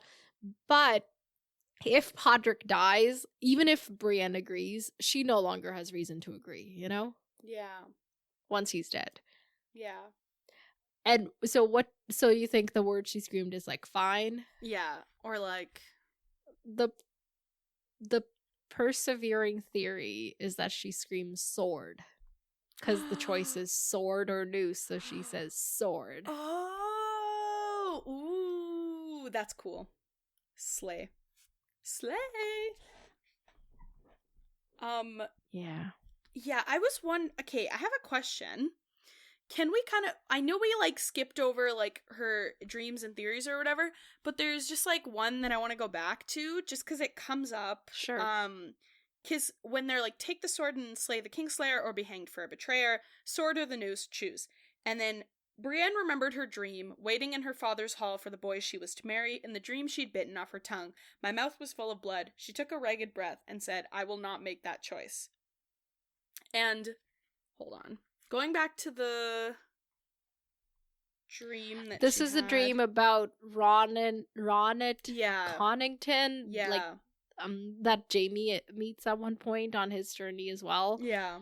Like, this is the guy who, basically threw the rose in her face and was like, you're too ugly, I'm not gonna marry you. Yeah.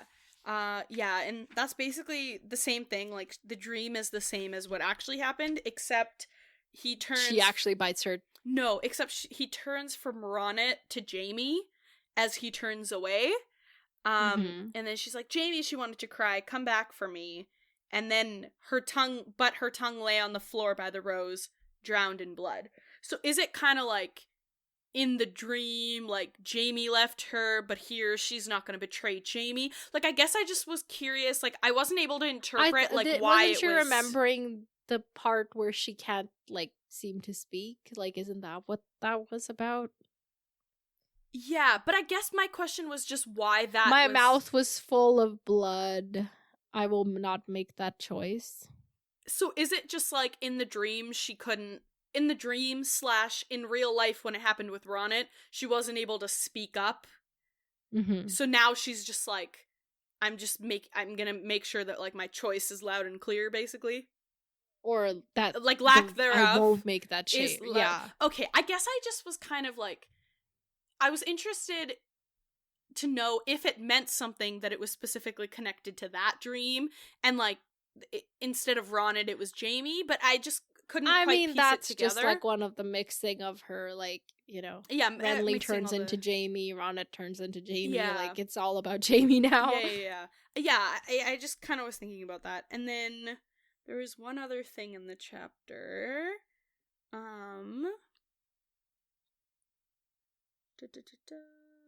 Oh, just one more thing. Can we go back to the dream? She dreamed that she was lying in a boat, her head pillowed on someone's lap, and then, like, basically the willows on the bank were like, beauty, and the reeds were like, freak, freak. So is this just, like, her conflict that's been coming up recently of, like, Jamie would never love me? Also, remember when Jamie and her and the Frey guy were in the boat on their journey in the river, and Jamie wouldn't stop calling her freak and all of those things? Okay, got it. Okay. That was the journey I was thinking of, because I couldn't think of any other journey where we'd seen her on a boat. Yeah, like, that's the last time she was, like, on a boat, basically. That's what I thought, but then I didn't remember. No, I guess they would have been maybe on the boat, like, going to Salt Pans, but we didn't see it. But I think she's remembering, like, the river and specifically Jamie and that. Okay, that's what I thought too, but I didn't remember. Oh, yeah, and she literally saved them, and then he still kept, like, bullying her. She was, like, Superman. Like, yeah, right. Like, throwing, like, catapulting rocks to sink other boats. Like, yeah. She was so hot during that, and like, even whole then, encounter. he wasn't giving her any credit. He no was like, wonder whatever. He fell for her. Literally, yeah, no, she was eating. But even then, he was just kind of like, oh, yeah, you know, shit, yeah. Like, yeah, it was, like, he started the chapter, like, that was, like, literally the first chapter of book 3. Yeah. And he was like, oh, you were so stupid and ugly and blah, blah, blah. And he was and like, he ended she's it got like, game. Actually, maybe she's, she's got something worth, respecting. I don't know. Yeah. Ugh, see how far we've come. Now they both, like, cry out for each other all the time. Oh my god. Ugh. Has Jamie cried out for Brienne? Not cried out, but, like, he's always thinking of her. Come on. Yeah. Come on. No, fair enough. Yeah. Okay. Interesting. Yeah. It's like, it's like, I don't know. It's like all the, you know, she's, like, in pain, she's kind of dying, and then she's, like, regretful and, like, guilty, but then she's also like, frick, all those times when people were mean to me and said all these things and I just kind of took it. But it's like this weird, like, it's like she's, like, standing up for herself, but then also standing up for everyone else, you know? Yes, indeed. It's like what you said in the last My chapter. My voice is giving out. Yeah, sorry. It's like what you said in the last chapter with, like, when Sansa was able to go on, like, the really thin path. Yeah, it's easier to be brave for other people than for yourself. Yeah. All of those things. So, my queen. So you do or you don't think they're dead? They're alive. Okay. Yeah. Thank you. I mean, I need you to move forward with that assumption for us to, like, deal with this. So yes. How do you feel about the prediction or, like, theory that she yelled sword? Does that make sense to you? I think so. I think that's better than just, like, okay. And but I don't think, okay, so, here are my theories about, like, what she's gonna do with the sword. Hold on. Oh no. My marker's falling. Okay. Is that what you were gonna ask me? Like, what she's gonna do? Yes. Okay. Slay. Hold on. Let me go. Okay. So, I think she's gonna be like, yeah, I'll go kill him, whatever. And then, so she goes to Jamie. She doesn't kill him. She pretends she kills him. They are gonna... So she actually betrays Catelyn for real this time. Yes. And she's gonna, like, either she's gonna bring him along and have him, like, try and talk to Lady Stoneheart or something, or she's like, okay, well, what does she really want? She wants her kids. So we need, like, proof of Bran being alive, proof of Rickon being alive. We gotta find Sansa and do it quick, or, like, something. And I feel like it'll be like a, hey, Jaime, clock's running out, and if we don't do this in time, I'm gonna have to kill you. I don't see her going. I didn't hear that entire last theory. Can you repeat it? What? I literally fell asleep with my eyes open. Can you? You kept humming and nodding, though. I didn't hear a single word of it. You're so mean. Oh my god. I'm not mean. I'm tired. Okay, so how many hours have we been talking for? Okay, so 6, is it? Okay, so she basically, now I forgot my theory. Thanks a lot. Hold on, let me try to remember. She finds Jaime. She goes, hey buddy, there's a clock. The clock is ticking. If we don't find Sansa, or find proof of Bran or Rickon being alive or something, she doesn't know that yet, but that could happen. Like, if we don't get one of these things to happen immediately, I'm gonna have to kill you. So it's kind of like she's not betraying Catelyn, she's just trying to do what's better for Catelyn than this.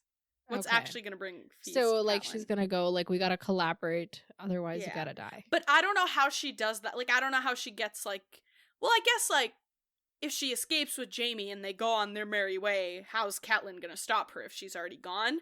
But there's gotta be some sort of accountability, right? Like, she sends, like, Lem with Brienne or something. So she'll have to try and evade the Hound, air quotes, or something. So there'll be more, like, there'll be that component to it too, but, like, how will she get close to Jaime with, like, Lem or the Hound or anybody without killing her? That I don't know yet. Maybe it'll be like, you stand here, I'll go get Jaime. Like, there's gotta be, I don't know exactly, because I don't know exactly where she's gonna go to get Jaime. I don't know if Jaime's already gonna be back at King's Landing by this point, or if she's gonna go find Jaime while he's still at Riverrun. So, I think it just depends. I think she'll try and escape him, somehow, to be able to go do that. Also, do you remember when I was like, Brienne's gonna put an end to Lady Stoneheart, not Lady Stoneheart is gonna put an end to Brienne? Yeah. Remember when I was like, oh yeah, she's definitely gonna be able to convince her and totally not be on trial herself. Didn't even think about the Lannister connection. That's okay. It's fine. We live, we learn, unfortunately. Let's wrap up, please. I just have one more thought. Maybe the ending of this is like, Catelyn, because Beric gave Catelyn his life, either Catelyn can give her life to someone else, or she, takes her own life, because she's like, what have I done, So it'd be interesting to see, like, if someone was dying and then she gave them her life. But then she would have had to do the what have I done. Yeah. Yeah. So what is that? Like, what do you mean? Oh, not like... Oh... Yeah. Like, what regrettable thing does she do that she's like, what have I done? Like, she kills one of her kids? Like, what? I mean, I feel like that would be probably the only thing that would do it, because she's killed a lot of people since. And so now who does she kill? And one thing, like, she clearly isn't above, like, killing children even, so, I think, who does she kill? Oh my god, maybe she kills Rickon. What? Okay, sorry. I haven't thought about that dude in so long. Yeah, I have no idea where he is or what he's up to. Yeah, we haven't seen him or Bran in a while, but him even more or less recently than Bran. Yeah. Literally. Okay.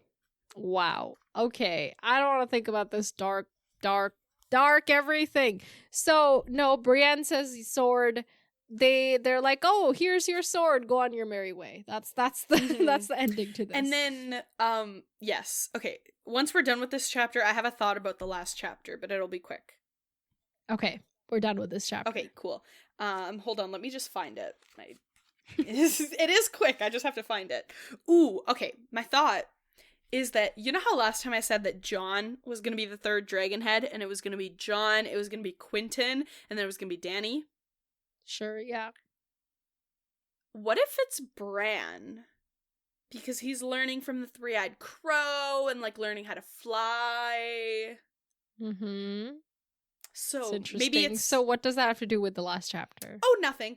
No, the reason it's because I wrote the note in the last chapter. So it's because they were talking about the legend that, like, you know how to convince Sweet Robin, she calls him Sir Artus Aaron. One. And like, oh, the winged knight flew to the top of the giant's lance to slay the Griffin King, and so I just started thinking about Bran, and I was like, maybe he's the dragon head. Yeah, that would be cool. Yeah, but he replaces who? Jon in the 3. Unfortunately, he replaces Jon. Unfortunately, okay. That's fine. I mean, well, maybe. Okay, you know what? Maybe it's, Doran wants Quentin, but maybe she picks Jon and Bran. She's gonna marry Bran, the baby? Bran isn't a baby. He'll grow up. He's like 8 years old. Okay, well then... Granted, she's only 8 years older, but still. Okay, well then maybe he can be a substitute in case something happens to someone. Okay.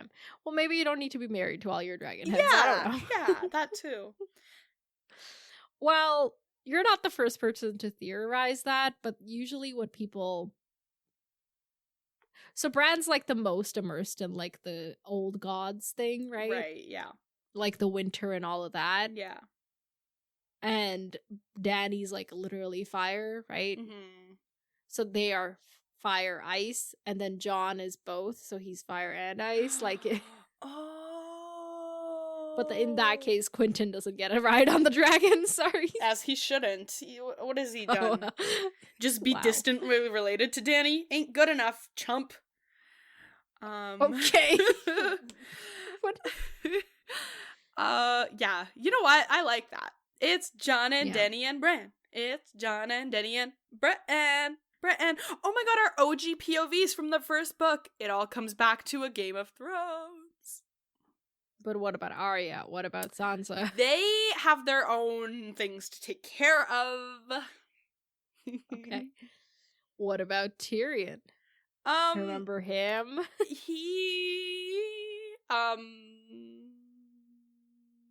Hold on. I don't know what he's up to. It's been so... I don't even remember what the last prediction about his whereabouts that I made was. Wait, hold on. Question. You said Jenna was hiding him. Oh yeah, I did, didn't I? Oh my god, so maybe he, finds out about the Stoneheart people and he's like, let me go exploring about what that's about. I love how, like, you have this theory that has absolutely no basis, and then you just keep building on it as if, like, it has a basis.